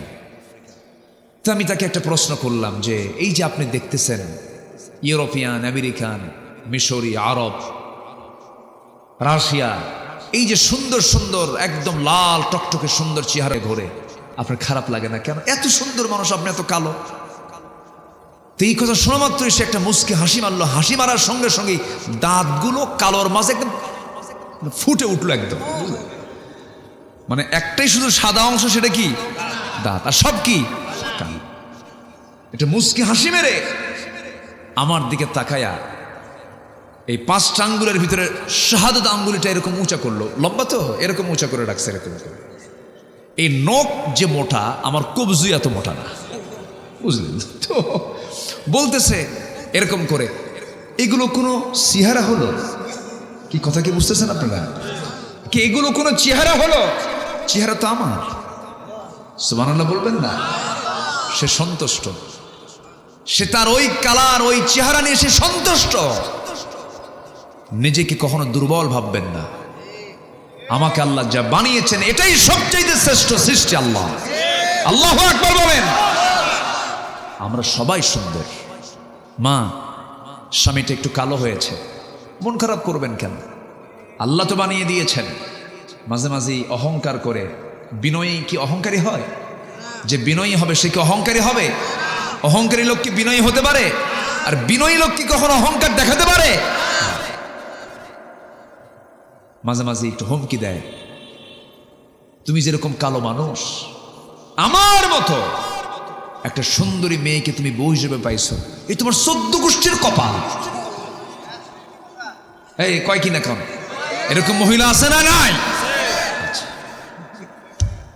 কিছু হলেই এই জাতীয় কথা বলে ফেলে। কেন মা এটা বলবেন কেন? কালো কে করেছেন? ধলা কে করেছেন? খাটো কে করেছেন? মোটা কে করেছেন? মাথার চুল নাই, একদম ইন্টারন্যাশনাল এয়ারপোর্ট ফাঁকা, এটা কে করে দিয়েছেন? তো ওনার তো কিছু করার নাই এখানে। আপনি টাকু বলবেন কেন? আপনাদেরকে টাকলা বলবেন কেন? আপনাদেরকে খাটো বলবেন কেন? আপনাদেরকে দেড় ব্যাটারি বলবেন কেন? আপনাদেরকে ন্যাংরা খোলা বলবেন কেন? এটা বিনয়ের স্বভাব নয়, এটা অহংকারের স্বভাব। বলা যাবে না। বিনয়ী লোক এগুলো পাত্তা দেয় না, এগুলো পাত্তা দেয় না, এগুলো সুযোগ দেয় না, না এগুলো মনেই করে না সে। আল্লাহ সব সৃষ্টি সমান, বলি আলহামদুলিল্লাহ। আমার নবীজি ছিলেন মসজিদে নববীর ইমাম, সাইয়েদনা বেলাল ছিলেন সেই মসজিদের মুয়াজ্জিন। আমার নবী ছিলেন বিশ্বের সেরা সুন্দর মানুষ। এমন সুন্দর মানুষ কিয়ামত পর্যন্ত দ্বিতীয় কোনো ব্যক্তি আর আসবেন। এত সুন্দর চেহারার মানুষ ছিলেন আমার রাসূল। তার পাশে বেলাল ছিলেন কালো কুসকুসে মানুষ, মাথার চুলগুলো খাড়া খাড়া, নাকটা বোঁচা, ঠোঁটটা মোটার ঠেলায় নিচের দিকে নেমে গেছে, উপরের দিকে ঠোঁট চলে গেছে, দাঁতগুলো ফাঁকা ফাঁকা। এরপরে গায়ের ভিতরে একটা আফ্রিকান লোকের ভিতরে একটা গন্ধ গন্ধ ভাব আছে, এরকম টাইপের চেহারার কোনো সৌন্দর্য নাই। কিন্তু রাসূল বলেছেন, ও সাহাবীরা, আমার বেলালকে কষ্ট দিয়ে কথা বলবা না, আমার বেলালকে কালো বলবা না, আমার বেলাল আমার কলিজার টুকরা, আমি বেলালকে খুব ভালোবাসি। আমার নবীজি মেরাজ করতে গেলেন, জান্নাতের ভিতরে একা একা হাঁটেন। আমার নবীজি কেমন যেন আনইজি ফিল করছেন। এমন সময় আল্লাহ পাক তার কানের ভিতরে বেলালের হাঁটার আওয়াজ ঢুকায়া দিলেন। দুনিয়াতে এসে বলছেন, বেলাল রে, তোরে দুনিয়ায় রেখে গেলাম, কিন্তু জান্নাতের মধ্যে তোর আওয়াজ শুনলাম, তুই কি আমল করিস? সাইয়েদনা বেলাল বলেন, হুজুর, আমারে আপনি দেখতে পাইছেন জান্নাতে, আমার জীবনে তেমন আমল নাই। আমার ব্যক্তিগত আমল হলো আমি কখনো ওযু ছাড়া থাকি না, ওযুর উপরে থাকি, আর ওযু যখন করি সঙ্গে সঙ্গে 2 রাকাত নামাজ আদায় করে নেই। বিনয়ী হব আমরা। আমার নবীর সময় এক সাহাবীর বিয়ে হয় না, কালো কুসকুসে মানুষ, যেখানে মেয়ে দেখতে যায় মেয়েগুলো ভয়ে দৌড় মারে, এত কালো মানুষ পছন্দ হয় না। নবীর কাছে এসে মন মরা হয়ে আছেন, যৌবনের একটা চাহিদা আছে না নাই? এই যুবকরা মরে মরে গেছো কেন? চাহিদা আছে না নাই? এখন মনে হচ্ছে পুরুষ। যৌবনের তো একটা চাহিদা আছে। ওই সাহাবীর মনটা মরা, নবীর সামনে এসে চুপ মেরে বসে আছেন। রাসূল বলছেন, সাআদ, কি হয়েছে, তোমার মনটা খারাপ কেন? হুজুর, বহু মেয়ে দেখলাম, কেউ বিয়ে দেয় না, আমি কালো মানুষ, আমার কি বিয়ে হবে না? রাসূল বলছেন, সাহাবীরে মনক্ষুণ্ণ হইও না, আমি তোমার দায়িত্ব নিলাম, আমি তোমাকে বিয়ে দিয়ে দেব। খুব খুশি হলেন সাহাবী, হুজুর বিয়ে দেন তাড়াতাড়ি, দেরি করবেন না। রাসূল বিয়ের পক্ষে ছিলেন, কম না বেশি? রাসূল তাড়াতাড়ি বিয়েটা করে দিতেন, বিয়েকে সহজ করেছেন রাসূল সাল্লাল্লাহু আলাইহি ওয়াসাল্লাম। দেরিতে বিয়ে করে এখন স্ট্যান্ডার্ড মনে করে আধুনিক দুনিয়ায়। এই ছেলে, তুমি তো এত ছোট বয়সে বিয়ে করে মানুষ, মানে আকাম কুকাম করে বেড়া। এই আসে না, এগুলো আসে না নাই? সেদিন মিডিয়াতে দেখলাম, কোথায় যেন 11 বছরের একটা মেয়ে নিখোঁজ। কয় বছর? 11 বছর। বাপ থানায় গেছে, পরে মেয়ে ফোন দিয়ে বলে, আব্বু আমি তো নিরাপদে আছি। আমি কি আছি?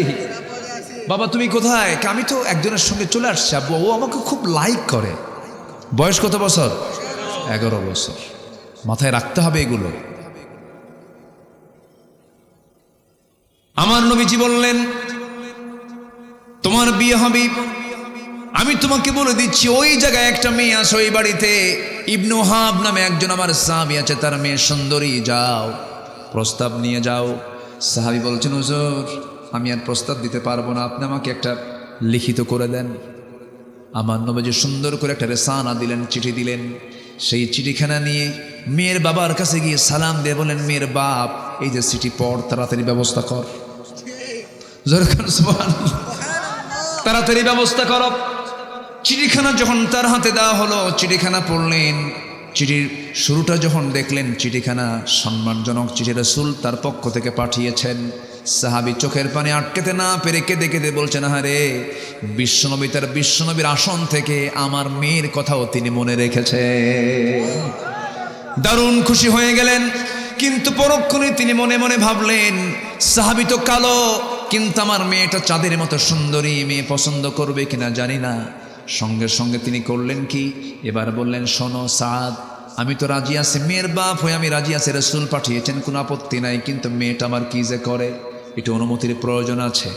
এই কথাটা মেয়ে দেওয়াল ঘেঁষে ঘেঁষে কান রেখে সব কথা শুনে নিয়েছেন। মেয়ের বাবা ভিতরে ঢোকার সঙ্গে সঙ্গে মেয়েটা হাওমাও করে কান্দে। বাপ মনে মনে বলে, হয়তো সে পছন্দ করে নাই। এবার বলছে, মা তুমি পছন্দ করো নাই, বুঝতে পেরেছি, বিয়ে হবে না।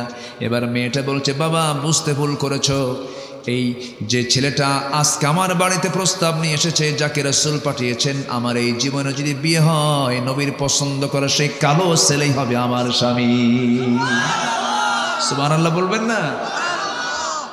আমার মায়ের কি আজকে আমার ওয়াজ শুনে কি মন খারাপ করতেছে কিনা জানি না। হুজুর এত রাগ করলেন কেন আমাদের উপরে? আমার মায়েরা, সবকিছু আল্লাহর জন্য করতে হবে। আমি কাউকে ভালোবাসবো আল্লাহর জন্য। আপনি আল্লাহর একটা সৃষ্টিকে যদি ভালোবাসেন, আল্লাহ আপনাকে ভালোবাসবেন। আল্লাহ আপনাকে ভালোবাসবেন। আপনার স্বামীটা অসুস্থ হয়ে পড়েছে, খোঁটা দিতে পারবেন না। আপনি স্ত্রী, আপনি অসুস্থ হয়ে পড়েছেন, আপনার স্বামী খোঁটা দিতে পারবেন না। কিছু কিছু পুরুষ আছে, কিছু হইলেই কয় বিয়ে কিন্তু আর একটা করব, এরকম আসানো নেই বলেন তো, হুমকি মারে। মায়েরা, আমি আপনার পক্ষে আসতেছি, একটু পরে থামেন। কিছু হইলে কয় বিয়ে কিন্তু আর একটা করব। বিয়ে করা এত সহজ কাম? যদি আল্লাহ রাব্বুল আলামিন মাসনা ওয়া সুলাসা ওয়া রুবা ফানকিহু মা তাবা লাকুম মিনান নিসা মাসনা ওয়া সুলাসা ওয়া রুবা, বিয়ে করো তোমাদের ইচ্ছা মতো, 2 2 3 3 4 4টা বিয়ে করো। কিন্তু আল্লাহ এর পরেই বলছেন, শোনো, কখনো সমতা রক্ষা করতে পারবে না। ইয়াদিলু, আল্লাহ রাব্বুল আলামিন সুন্দর করে আয়াতের শেষাংশে ব্যাখ্যায় বলতেছেন, আল্লাহ তাআদিলু ফাওয়াহিদাতান, তোমাদের জন্য একটাই যথেষ্ট, একটাই তোমাদের জন্য, এটাই তোমাদের জন্য উত্তম। কারণ একাধিক স্ত্রী তোমাদের মধ্যে সমতা রক্ষা করা সহজ না কঠিন? আজ তো সহজ না কঠিন? বিয়ে যদি করতেই হয়, আমার নবীর সুন্নাহ যদি আদায় করতেই চান, আমার নবী যে বিয়েগুলো করেছেন, সেই বিয়েগুলো আমার নবীর চাইতে বয়সী কম নারী, বয়সে কম বয়সী নারী না বেশি বয়সী নারী? বেশি বয়সী নারী। প্রথম স্ত্রী যিনি ছিলেন আমার নবীর চাইতে মাত্র 15 বছরের বড়। মাত্র হয়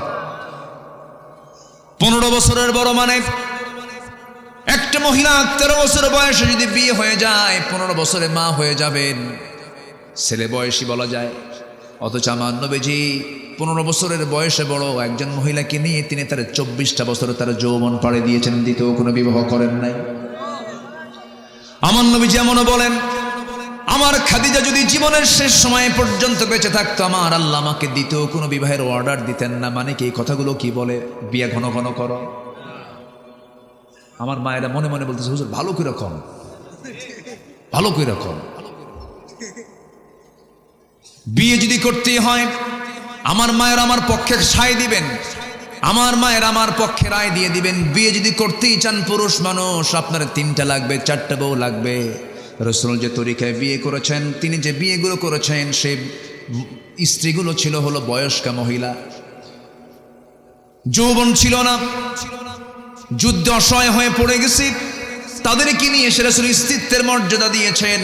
তালাক প্রাপ্ত বিধবা নারীকে আপনি বিয়ে করতে পারেন, তার অসহায়ত্ব দূর করার জন্য তাকে স্ত্রীত্বের মর্যাদা দিয়ে দিলেন, সম্মানের মর্যাদা দিয়ে দিলেন, এই জন্য আপনি তাকে বিয়ে করতে পারেন। কিন্তু আপনি বিয়ে করছেন বুড়া বয়সে, আপনি খোঁজেন 13 বছর 15 বছর, মতলব খারাপ। কি আসতে কন কেন? আমার মায়েরা আজকে দারুণ খুশি, হুজুর ওয়াজ একখান দিলেন।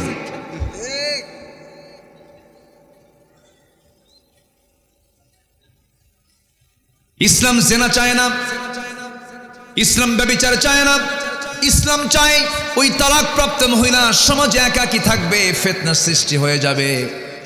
বিধবা একাকী থাকবে, ফিতনা সৃষ্টি হয়ে যাবে, সেখানে গিয়ে ঝাঁকি মারবে, সেখানে ফিতনা ছড়াবে। অতএব তার চাইতে বিয়ে হওয়াটা ভালো। এখন সেই মহিলা বিয়েটা হবে কোথায়?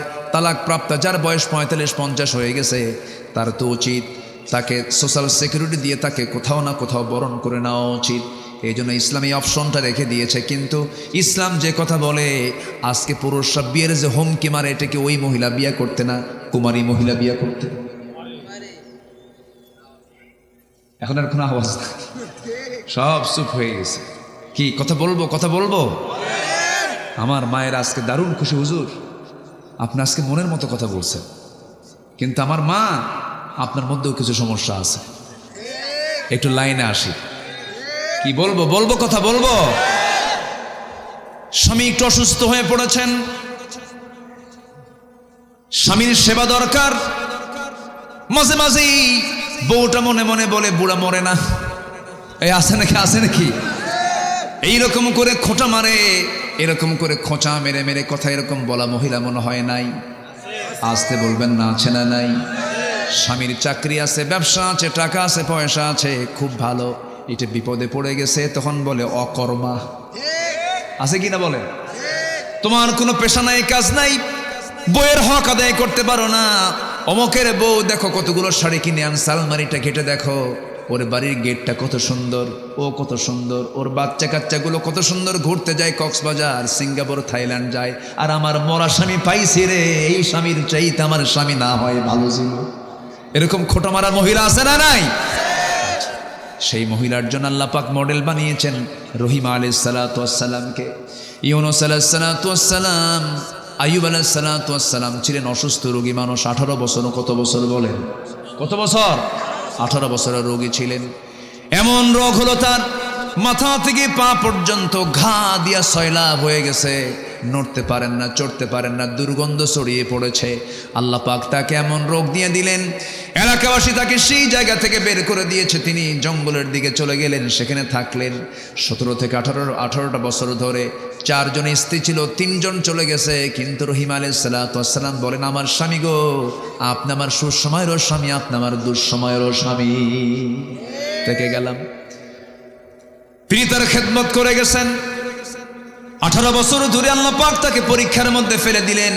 আইয়ুব আলাইহিস সালাতু ওয়াস সালাম শেষ পর্যন্ত আল্লাহর জিকির বলেন নাই। পোকাগুলো গিয়ে যখন তার জিহ্বা পর্যন্ত স্পর্শ করেছে, জিহ্বায় যখন ঘা চলে গেছে, আল্লাহকে বলছেন, আল্লাহ আমার সমস্ত অঙ্গ প্রত্যঙ্গ সব ঘা দিয়া ভরে গেছে, কোনো দুঃখ নাই, দয়া করে আল্লাহ তুমি আমার জিহ্বায় কোনো ঘা দিও না, কারণ আমার জিহ্বা যদি ঘাতে আক্রান্ত হয়ে পড়ে, তোমার নামের জিকির আমি আইয়ুব করব কেমনে? আল্লাহ আমার জিহ্বাটা ঠিক করে দাও। আল্লাহ বলছেন, আইয়ুব রে, তোর দোয়া আমি কবুল করে নিয়েছি, তোকে আমি মঞ্জুর করে নিয়েছি। আল্লাহ রাব্বুল আলামিন সুন্দর করে তাকে আবার যৌবন শক্তি ফেরত দিয়ে দিলেন, তার সৌন্দর্য ফেরত দিয়ে দিলেন। রব্বি আন্নী মাসসানিয়াদ-দুররু ওয়া আনতা আরহামুর রাহিমিন। গোসল করলেন, সব তার সেরে গেল, সুস্থ হয়ে গেলেন। অসুস্থকে সুস্থ করতে পারেন তিনি আমার কে? আসতে বলবেন না, তিনি আমার কে? আল্লাহ পাক।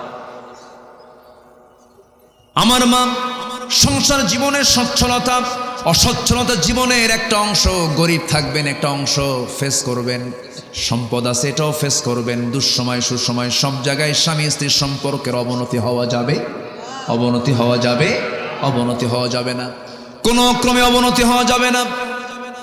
আমার বন্ধুগণ, আল্লাহ রাব্বুল আলামিন আরেকজন নারীর দৃষ্টান্ত দিয়েছেন, আসিয়া আলাইহিস সালাতু ওয়াস সালাম। স্বামীটা ছিল বড় বদমাইশ, কিন্তু আসিয়া আলাইহিস সালাতু ওয়াস সালাম ওই সংসার থেকেও তার ইমানটা ছুটে গেছে না, ইমান তার ঠিক ছিল, ইমান তার ঠিক ছিল। আমার মা ইমানটা যেখানেই থাকেন না কেন ইমানটা নষ্ট করা যাবে না। আসিয়া আলাইহিস সালাতু ওয়াস সালাম যখন দিন গ্রহণ করেছেন, দিন গ্রহণ করার সঙ্গে সঙ্গে ফেরাউন টের পেয়ে গেল। ফেরাউন বলছে, আসিয়া এই এই এই মিশরের ফার্স্ট লেডি হচ্ছে তুমি আসিয়া, আমি হলাম এই ফেরাউন, আমি হলাম এই জনপদের, আমি হলাম প্রধান রাষ্ট্রপতি, তুমি হলে তার বউ।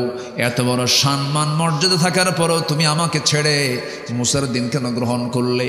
এবার আসিয়া বলছেন, আমার স্বামী, দিন তেমন একটা বিষয়ের নাম, দুনিয়ার সব ছাড়া যাবে কিন্তু আল্লাহর দিন কখনো ছাড়া যাবে না, আল্লাহকে কখনো ছাড়া যাবে না। শেষ পর্যন্ত ফেরাউন বলে ফেলল, আসিয়া সম্পর্কের অবনতি ঘটে যাচ্ছে, তোমাকে মেরে ফেলবো। কিন্তু এবার মৃত্যুর হুমকি যখন দিয়ে দিল, আসিয়া মুস্কান হাসি মেরে বলছেন, আমার স্বামী গো, একটা কথা আমি আপনাকে জানাই দিচ্ছি, আমার প্রতি অত্যাচার যত বাড়বে আমার ঈমান তত পাকাপোক্ত হয়ে যাবে।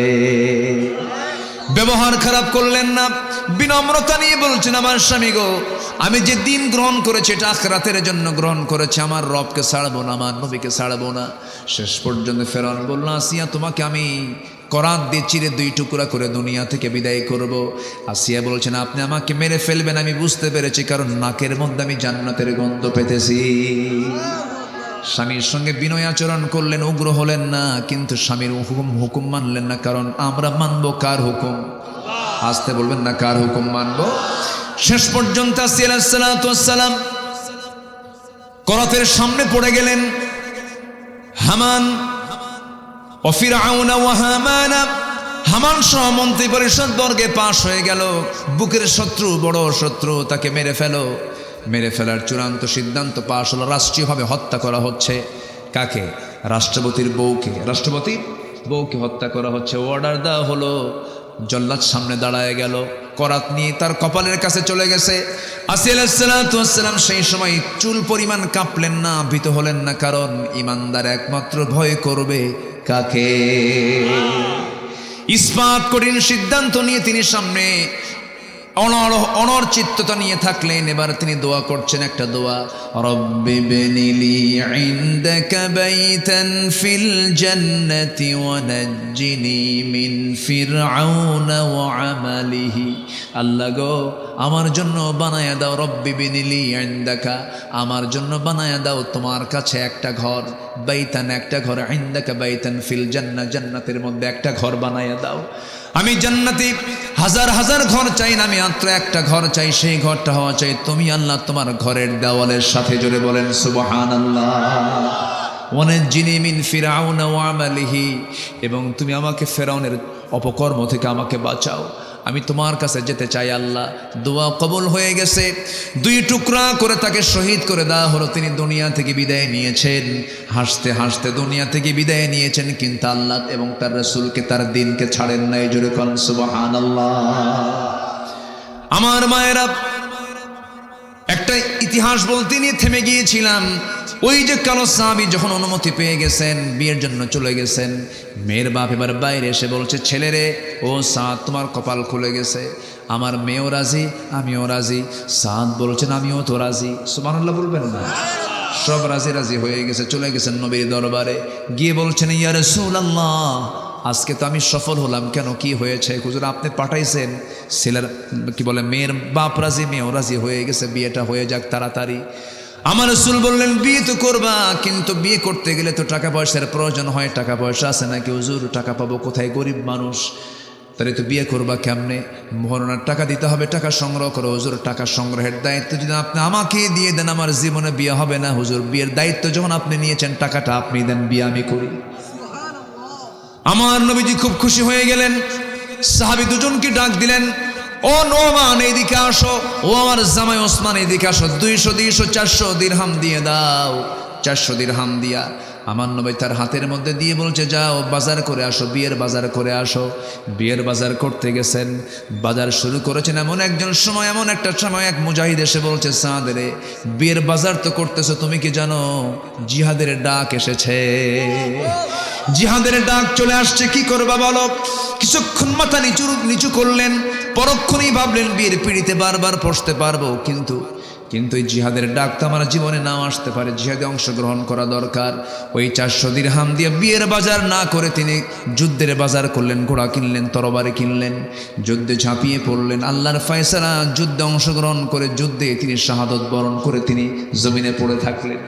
নবীর কাছে সংবাদ চলে গেল, হুজুর সাদ তো দুনিয়াতে নাই। কোন সাদের? সাহাবীরা বলো, যে সাদের বিয়ের কথা গতকালকে ছিল। আমার নবীজি আবেগটাকে ধরে রাখতে পারলেন না, দূর মেরে তিনি জিহাদের ময়দানে চলে গেছেন, যেখানে তার লাশ পড়ে আছে। দেখতে পেলেন মাথার চুলগুলো লম্বা লম্বা চুলে রক্ত ভরে আছে, মস্তকটা ছিটকে পড়ে আছে। রাসূল তার চেহারার দিকে তাকালেন, মাথায় হাত দিলেন, মুস্কি মুস্কি হাসি মারলেন, আবার তিনি চোখের পানি ফেলে ফেলে কাঁদতে লাগলেন। সাহাবীরা বলছেন, ইয়া রাসূলুল্লাহ আপনি একবার হাসেন একবার কাঁদেনের কারণটা কি? রাসূল বলছেন, কাঁদতেছে এজন্য আমার সাদের জন্য সব বিয়ের আয়োজন সম্পূর্ণ করলাম, কিন্তু আমার সাদ বিয়ে করতে পারলো না, এই জন্য কান্দি। আর হাসার কারণ হলো আমি সাদকে দেখতেছি জান্নাতের হুরগুলো তাকে টানাটানি করে বেহেশতের দিকে নিয়ে চলে যেতেছে। আমার নবীজি বলেন, সাহাবীরা এই মহিলাকে নিয়ে যাও, জানাজার আয়োজন করো। জানাজা কেউ পড়াবে না, আমি রাসূল নিজে জানাজা পড়ায় দেব। জানাজায় হাজির হলেন রাসূল, জানাজা পড়ায় শেষ করলেন। এরপরে বলছেন, সাহাবীরা আমার এই সাহাবীর জানাজা যে আমরা পড়লাম, জানাজা এই আমার মুজাহিদের সাদের যে জানাজা পড়লাম, এই সাদের সঙ্গে যার বিয়ের কথা ছিল সেই মহিলাটা কোথায়? হুরে মদিনাটা কোথায়? তাকে ডেকে আনো তো। জানাজা সম্পূর্ণ হওয়ার পরে সেই মহিলাকে ডেকে আনা হলো। রাসূল বলছেন, হুরে মদিনারে, আজকে যদি আমার সাদ বেঁচে থাকতো তোমার সঙ্গে তার বিয়ে হয়ে যেত, কিন্তু আমার সাদ বিয়ের বাজার না করে জান্নাতের বাজার করে দুনিয়া থেকে বিদায় হয়ে গেছে। ওরে হুরে মদিনা, মদিনার সুন্দরী মহিলা, তার স্মৃতিকে ধরে রাখার জন্য তার পক্ষ থেকে আমি তোমাকে তার বাজার করা যুদ্ধের ঘোড়ার তরবারি আমি তার পক্ষ থেকে তোমাকে হাদিয়া স্বরূপ দিয়ে দিলাম। মহিলা সন্তুষ্ট চিত্তে বাড়ির দিকে চলে গেল। আমার ওয়াজও শেষ হয়ে গেল। কি করব? চালাবো? জোরে বলি ইনশাআল্লাহ, জোরে বলি ইনশাআল্লাহ। জিকির করি লা ইলাহা, আরো জোরে লা ইলাহা,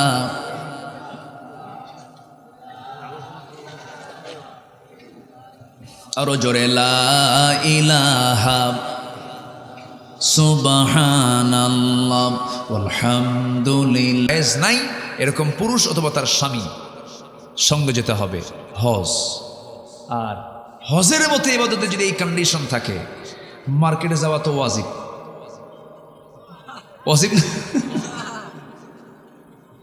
আপনি যাবেন, যান, সমস্যা নাই। আপনি স্বামীকে সাথে নিয়ে যান, বোরকা পরে যান। আপনি কোড মানেন, আপনি পদ্ধতি মানেন। আপনি একা একা যাবেন কেন? আপনি একা বলে তো বিপদে পড়ে যাবেন। কি হয়েছে? বাবারে খুঁজে পাচ্ছে না? আব্বু সমস্যা নাই তো, আমি আছি তো, সমস্যা নেই। জাহাঙ্গীর আলম বাবা, তার ছেলে কাঁদতেছে একা একা, আসো তো আব্বু।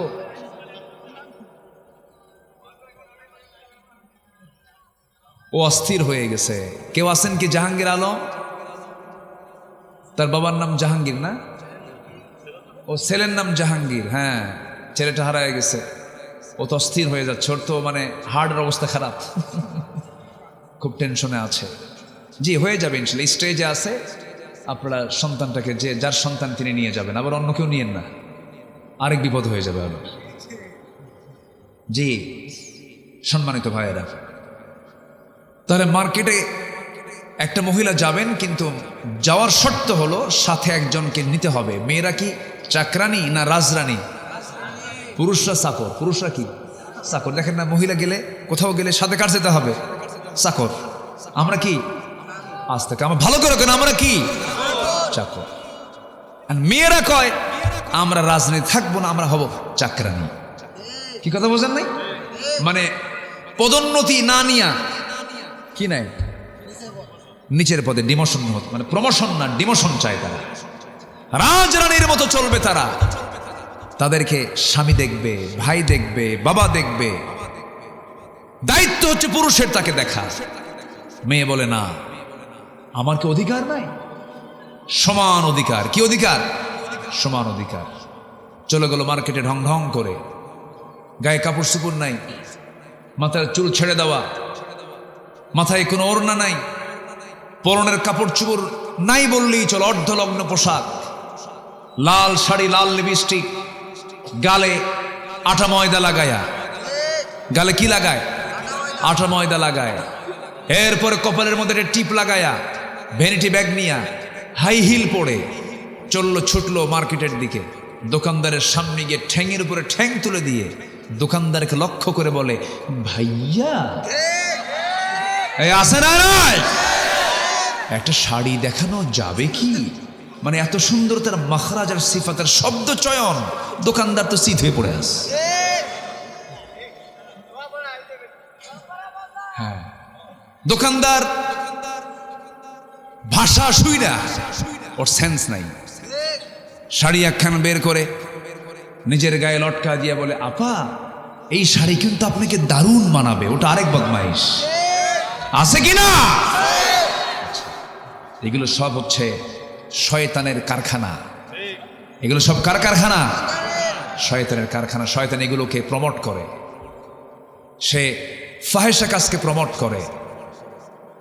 ইদানিং কিছু রিসোর্ট বের হয়েছে, হোটেল, বিভিন্ন গ্রামের ভিতরে, পাড়ার ভিতরে, বিশাল মাঠ, গ্রামকে গ্রাম, শুধু ধান আর ধান। ওর মাঝখানে ছোট্ট কবুতরের ঘরের মতো ছোট্ট ছোট্ট খোপ খোপ খোপ খোপ এরকম কিছু হোটেল আছে না নাই বলেন তো? সেখানে শুধু রেখে দিয়েছে দুটা করে সিট। কটা করে সিট? তিনটা সিট না, কটা করে সিট? ওই দুই সিটে কে বসবে বলেন? কে কে বসবে ওই জায়গায়? দুই ফেরেশতা বসবে নাকি?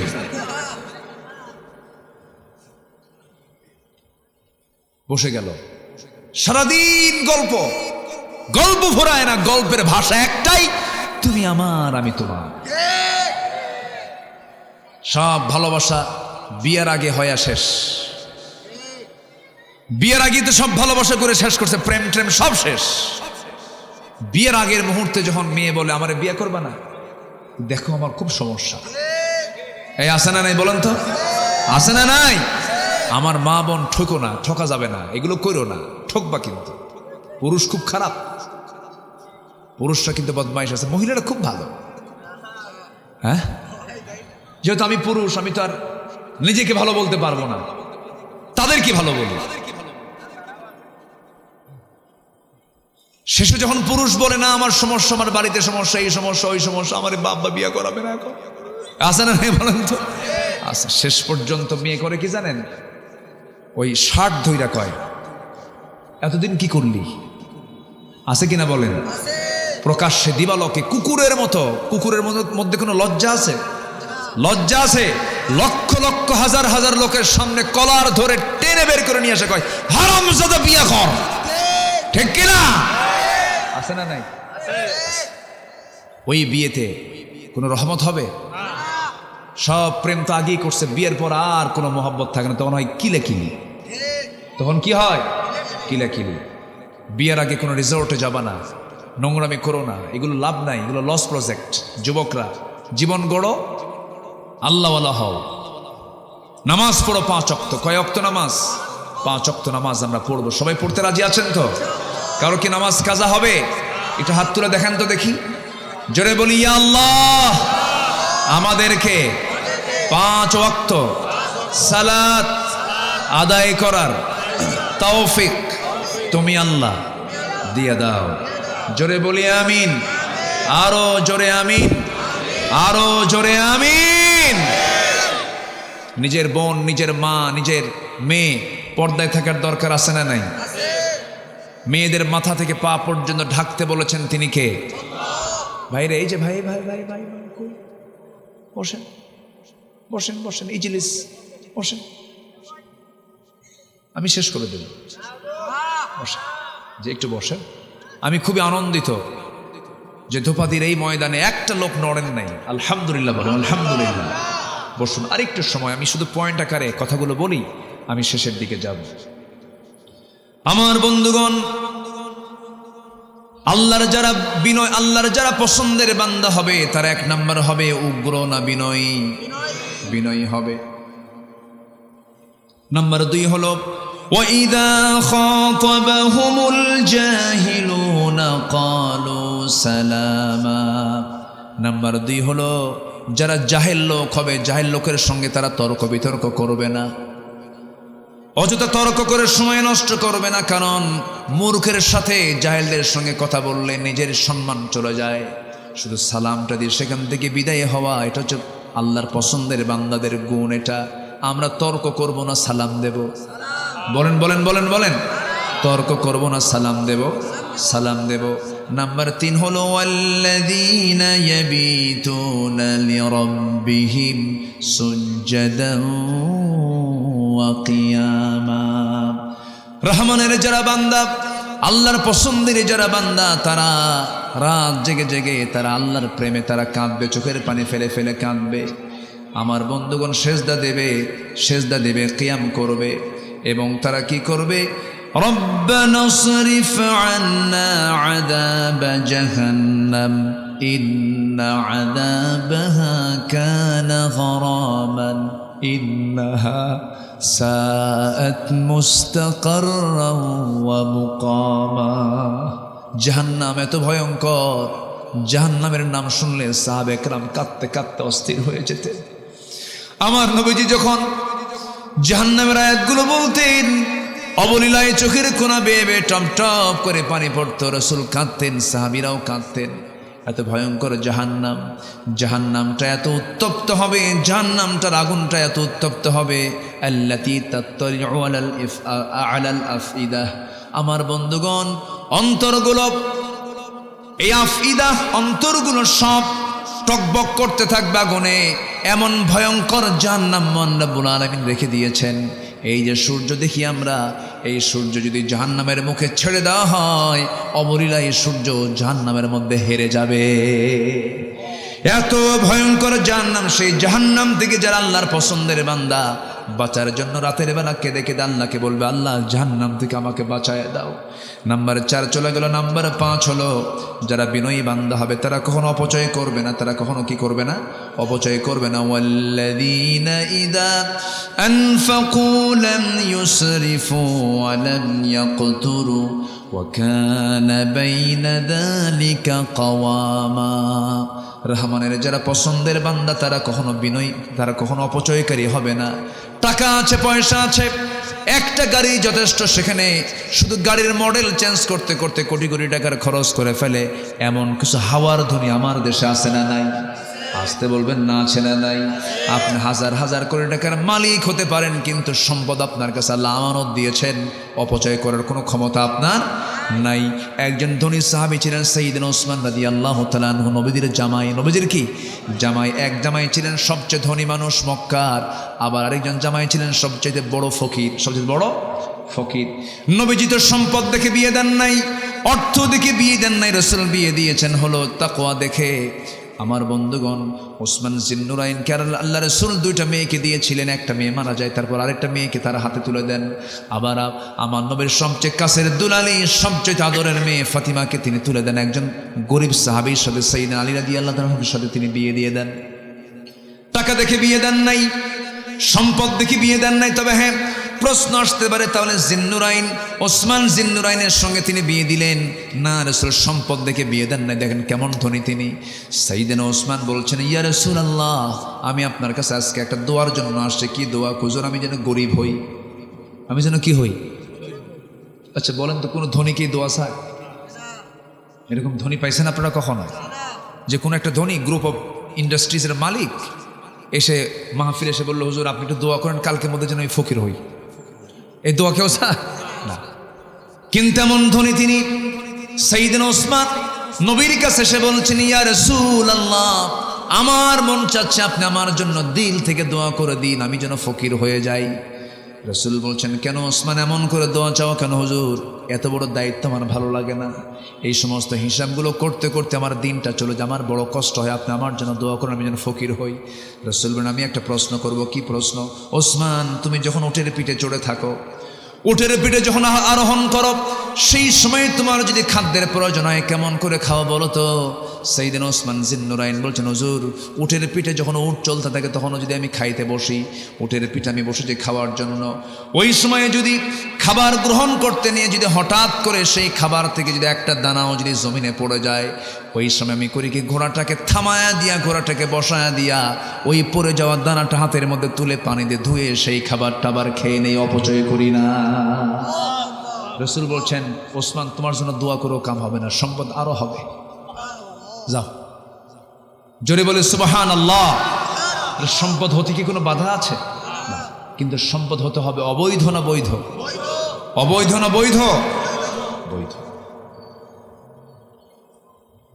আমার বন্ধুগণ, ব্যবসা তো বহু আছে। এই যশোরে মনে হয় মদের দোকানদার নাই, আসতে কয় মদের দোকানদার মনে হয় কি আছে? আছে আছে। আচ্ছা, মদের দোকানদার যদি থাকে তবে কাস্টমার একটাও নাই। কাস্টমারও আছে না নাই বলেন? তাহলে মদের দোকানদারও আছে, আবার কাস্টমারও আছে। আবার এই যশোর জেলায় বুঝি যৌনকর্মী নাই, আসতে কয় যৌনকর্মী আছে না নাই? লাইসেন্সওয়ালা, কিওয়ালা? লাইসেন্সওয়ালা যৌনকর্মী। সে যদি আপনি তাকে বাধা দিতে যান, সে কার্ড দেখায় বলবে বেশি মালাফালাফি করবি না, থানায় দেবো তোর, আমি একজন বৈধ লাইসেন্সদারি সেক্স ওয়ার্কার, আমার সঙ্গে কোনো কথা বলতে পারবি না। আছে না? আছে না কিনা বলেন? আছে। সবই তো ব্যবসা। কিন্তু আল্লাহ বলছেন কামাই করো, কোনো সমস্যা নাই, কিন্তু অবৈধ কামাই করা যাবে না, হারাম পন্থায় কোনো ইনকাম করা যাবে না, বৈধ পন্থায় ইনকাম করতে হবে। বৈধ পন্থায় ইনকাম করে যদি সৎ ব্যবসায়ী হতে পারো, রাসূল বলছেন সৎ ব্যবসায়ী এবং আমি রাসূল জান্নাতের মধ্যে 2 নখের দূরত্ব, আমরা দুজন মিলে জান্নাতে থেকে যাব। আবার রাসূল আরেক মেয়েকে বিয়ে দিয়েছেন। মায়ের আসছে তো, মাদের ব্যাপারে একটু কথা বলি, তাই না? রাসূল তার মেয়েকে আরেকটা মেয়েকে বিয়ে দিয়েছিলেন, সবচাইতে গরিব একজন ছেলেকে কাছে পেয়ে তাকে বিয়ে দিলেন। রাসূল যখন বিয়ে দিবেন, রাসূল প্রস্তাব দিলেন সাহাবীদের মাঝে, ধনী ধনী সাহাবীরা এসে রাসূলকে প্রস্তাব দিলেন। রাসূল বলেন, না হবে না, আমার পছন্দের ছেলেটা এখনো আসে নাই। সর্বশেষ যখন সাইয়েদনা আলী আসলেন, রাসূল বলছেন, আলী তুমি কি আমার মেয়েকে বিয়ে করবেন নাকি? হুজুর আপনি যদি আমাকে দেন আমি বিয়ে করতে রাজি আছি, যদি আপনি আমাকে দেন আমি বিয়ে করতে রাজি আছি। রাসূল বলেন, বিয়ে তো দেবো, টাকা পয়সা আছে নাকি? হুজুর টাকা পয়সা তো নাই। মোহরানার টাকা তুমি কেমনে দিবা? কি আছে তোমার? আমার ঘর বাড়ি নাই। কি আছে? এই যে ঢাল, এই যে তরবারি। রাসূল বললেন, তরবারি যুদ্ধে লাগবে, ঢালটা বেচে আসো। বেচতে গেলেন, বেচতে গেলে সকালে চলে গেছেন বাজারে।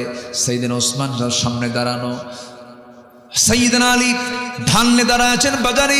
ওসমান বলছেন, ও আলী, যোদ্ধা হয়ে ঢাল বিক্রি করতে আসছো কেন? কি সমস্যা হয়েছে বলো?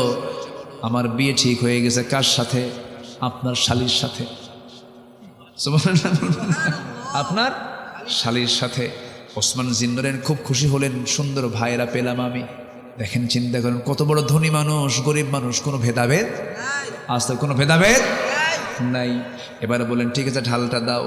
ঢালটা নিলেন, 500 দিরহাম দিয়ে দিলেন।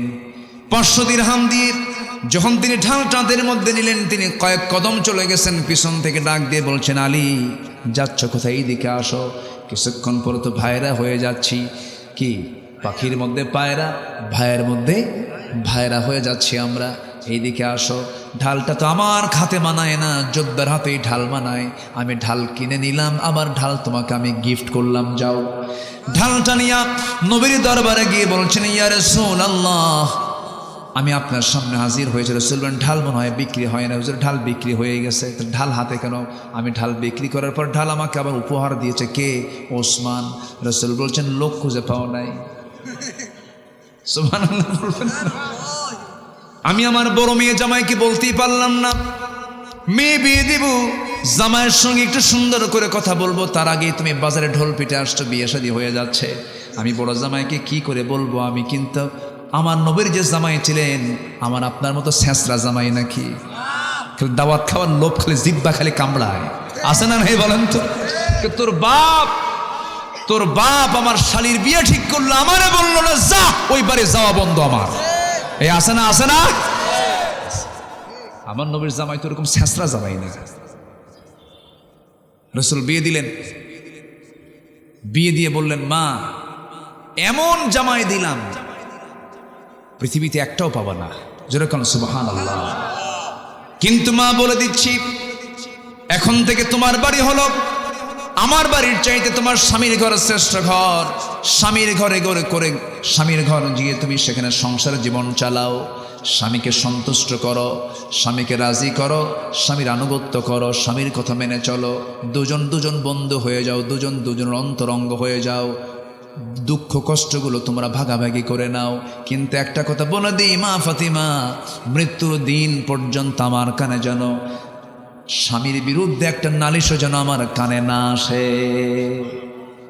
বাপ মেয়েকে বলে দিলেন যাও, পিসদানি দিলেন, একটা তোষক দিলেন, একটা চাদর দিলেন চামড়ার, আর পানির মশক দিলেন, সংসার করে খাও যাও। ঘর নাই, বাড়ি নাই, টাকা নাই, পয়সা নাই, ভাড়াটি একটা বাড়িতে, ভাড়ার একটা বাড়ি ভাড়া করে সেখানে থাকলেন। কি বলে দিলেন রাসূল? স্বামীর বিরুদ্ধে একটা নালিশ যেন কানে না আসে। আর আজকের মেয়ের বাপরা যখন মেয়েকে বিয়ে দেয়, বিয়ে দিয়ে বলে মা যা, স্বামীর ঘরে যাবি, কিছু হবে শুধু ফোন দিবি, খাইয়া ফালামু। এরকম আছে না নাই? আগে হুমকি মারে, আগে কি মারে? হুমকি মারে। সংসার হবে? হবে সংসার? হবে না। ম্যানেজ করতে হবে, ম্যানেজ। মুরব্বীদের দায়িত্ব হলো সংঘর্ষকে এড়িয়ে যাওয়া, সুন্দর করে বুঝায় দেওয়া, সুন্দর করে মোহাব্বত তৈরি করে দেওয়া। একদিন আমার নবীর সামনে ফাতিমা রাদিয়াল্লাহু তাআলা আনহা বসে বসে নামাজ পড়ছিলেন। নবীর ঘরে এসে রাসূল বলছেন, আমার মেয়ে ফাতিমা তুমি কম বয়সী, বসে বসে নামাজ পড়ো কেন? তোমার তো দাঁড়িয়ে নামাজ পড়ার যোগ্যতা আছে, শারীরিক সক্ষমতা আছে। তিনি বলছেন, আব্বাজান বসে বসে নামাজ পড়ার কারণ হলো আপনি আমার স্বামীর ব্যাপারে বলে দিয়েছেন স্বামীর যেন কোনো দুর্নাম আমার কানে না আসে। আমার গায়ে যে পোশাকটা দেখতেছেন, এই পোশাকের পিছনের অংশটুকু একটু তালিযুক্ত অংশ, সেরা অংশ আছে। আমি যদি দাঁড়িয়ে দাঁড়িয়ে নামাজ পড়তে যাই, আপনার নজরটা সেরা অংশের দিকে পড়তে পারে। হয়তো মনে মনে ভাবতে পারেন আমার মেয়েকে আমার জামাই আলী কাপড়ে কষ্ট দেয়, এতটুকু দুর্নাম প্রকাশ পেয়ে যাক, চাই নাই বলে বসে বসে নামাজ পড়ি। সুবহানাল্লাহ বলবেন না? আল্লাহ পাক মাদেরকে এগুলো বোঝার তৌফিক দান করুন। বউকে পিটানোর সুন্নতে মুআক্কাদা। এই কত কন, সব দিকে খেয়াল করতে হবে। মায়েরা তো বলতেছে মনে মনে, হুজুর কিছু তো আপনাদের কিছু কর না। বউকে পিটানো যাবে? বউকে মারা যাবে? বউকে মারা যাবে না। বউকে মারা কোন নবীর সুন্নাহ না। আমার নবীর কি সুন্নাহ ছিল এরকম? মারবেন কেন? বউকে পিটানো যাবে না, বউকে মারা যাবে না। তবে হ্যাঁ, আবার কিছু কিছু পুরুষ আছে এমন, বউ পাগল, বউয়ের পাগলের ঠেলায় মায়ের দিকে খবর নাই। আসতে বলবেন না, আছে না নাই? একটা প্রশ্ন করবে, বলুন তো, মা বড় না বউ বড়? ভালো করে চিন্তা করে বউয়ের দিকে খেয়াল করে বাড়িতে চলে যান, নফসের দিকে যান, বউয়ের দিকে তাকায় তাকায় মনে মনে একটু চিন্তা করে সময় নিয়ে বলুন, মা বড় না বউ বড়? মাহফিলে মা বড়, বাড়িতে বউ বড়। দেখেন ঠিক কইছে, যে ঠিক।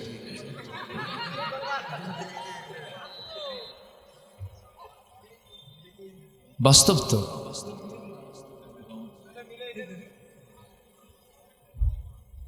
আজকে ঘড়ি এত ঘুরে কেন বুঝলাম না। ঘড়ি তো আজকে প্রচুর ঘুরতেছে। তাহলে বলেন তো, কোনোদিন কি বউ মার চেয়ে বড় হতে পারে? মা তো মার জায়গায়, তবে বউ ছোট না। কিন্তু শোনেন, বউ যদি নামাজ না পড়ে কি করবেন বলেন তো? হ্যাঁ বুঝাবেন, কি বলেন, কি করবেন? সুন্দর করে বুঝাও, কামনা হচ্ছে না, পড়েই না, ওই পশ্চিম দিকে মাথা নেই না, তাহলে কি করবেন বলেন? হ্যাঁ ওই দিনকে মাইট দেবো যাবে, আবার মায়ের কথা উঠছে এখানে। যে কইছে মাইট দেবো সে হয়তো বিয়ে করে নাই। বউ মারা কি এত সস্তা? যে পুরুষ সংসার করে সে পুরুষ অবশ্যই বউকে ভয় করে। কি এই বিয়ে করছো? ও বিয়ে করোই নাই তুমি, এ ফাল মারতেছো তুমি। আচ্ছা, যার বউ আছে অবশ্যই সে বউকে ভয় করে। বউকে না ভয় করলে কি সংসার হবে? সংসার হবে না।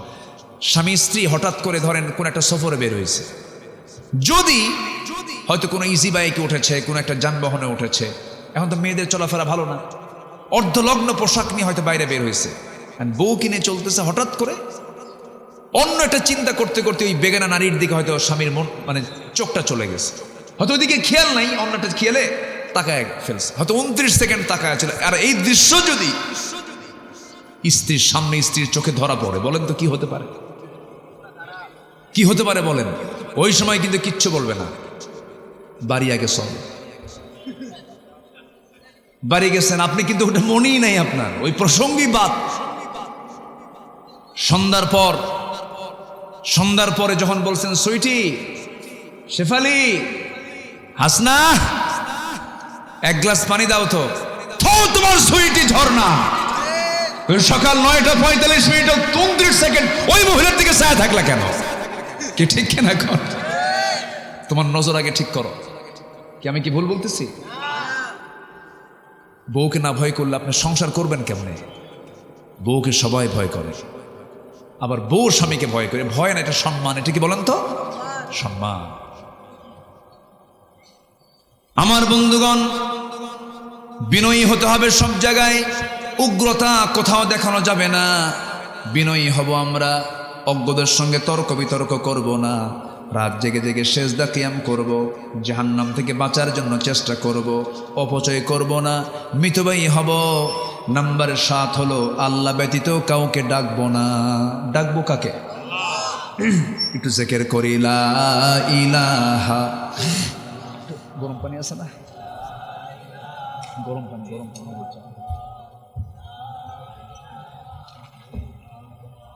আরো জোরে, লা ইলাহা, আরো জোরে, লা ইলাহা,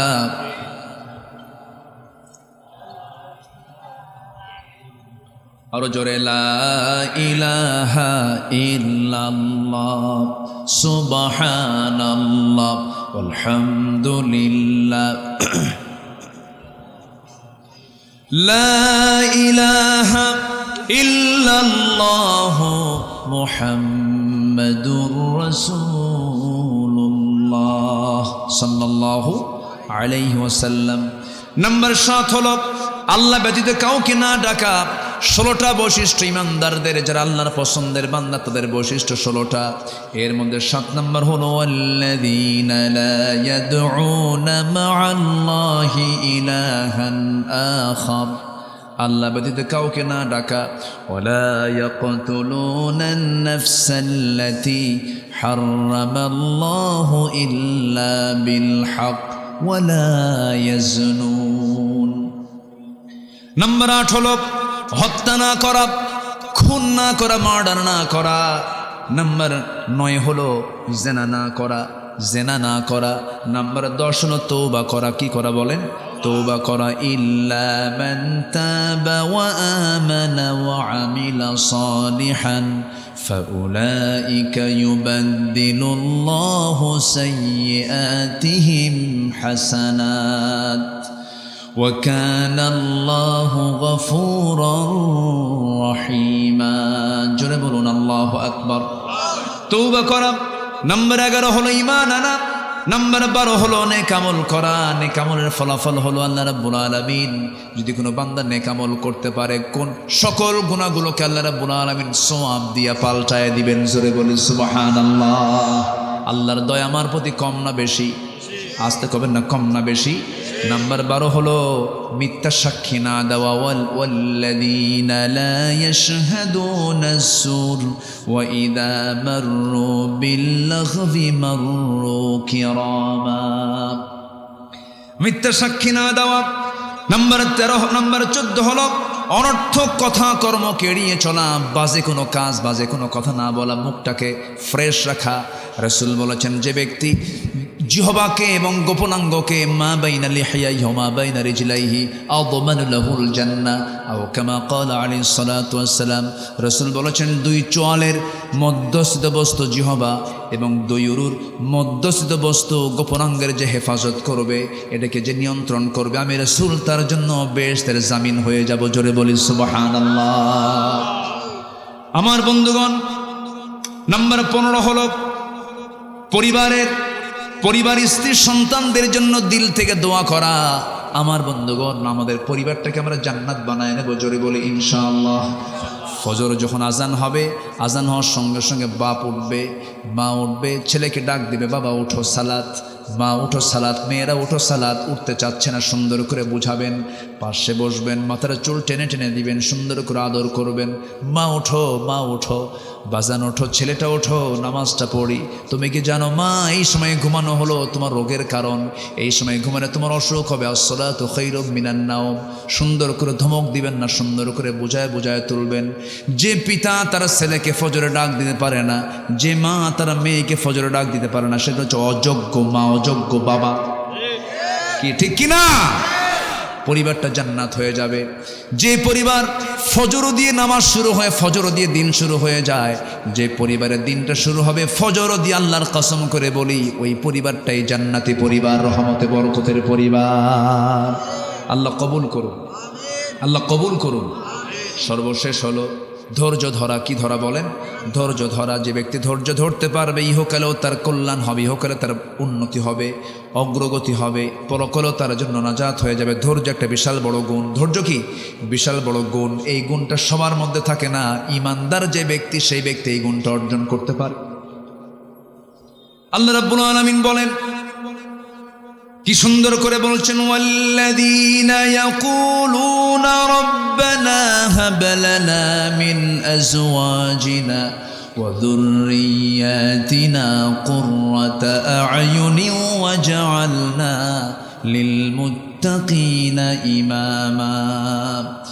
এরপর আল্লাহ রাব্বুল আলামিন বলেন, উলাইকা ইউজজাউনাল গুরফাতা বিমা সাবারু ওয়া ইউলাক্কাউনা ফিহা তাহিয়াতান ওয়া সালামা খালিদিনা ফিহা হাসুনাত মুস্তাকাররান ওয়া মুকামা। জোরে বলুন আল্লাহ। ধৈর্যশীল হব আমরা। এই গুণগুলো আমাদের জীবন আল্লাহ পাক পালন বাস্তবায়ন করার তৌফিক দান করুন। জোরে বলি আমিন, আরো জোরে আমিন। সবাই বসুন, আমরা আর বাড়াবো না, যতটুকু হয়েছে আমরা বলে ফেলি আলহামদুলিল্লাহ। জোরে বলি আলহামদুলিল্লাহ। 3 দিন তো, আগামীকাল আবার আছে, তো এক রাতি ক্লান্ত হওয়া যাবে না। আমরা আগামীকালও শুনবো। জোরে বলি ইনশাআল্লাহ। আমি 90 মিনিট কথা বলি, বড় জোর, কারণ কথার তো একটা নিয়ন্ত্রণ থাকা উচিত। কারণ আপনার তো এক রাত, আমার তো সব রাত। তো এই জন্য আমি আজকে কেন যেন আপনাদের মোহাব্বতে আমি একটু বেশি বলে ফেলেছি, কষ্ট দিয়ে ফেলছি মনে হয় না? আচ্ছা, যতটুকু হয়েছে আমরা বলে ফেলি আলহামদুলিল্লাহ। জোরে বলি আলহামদুলিল্লাহ। সবাই নামাজের মতো করে বসি, তাশাহুদের সূরতে বসি।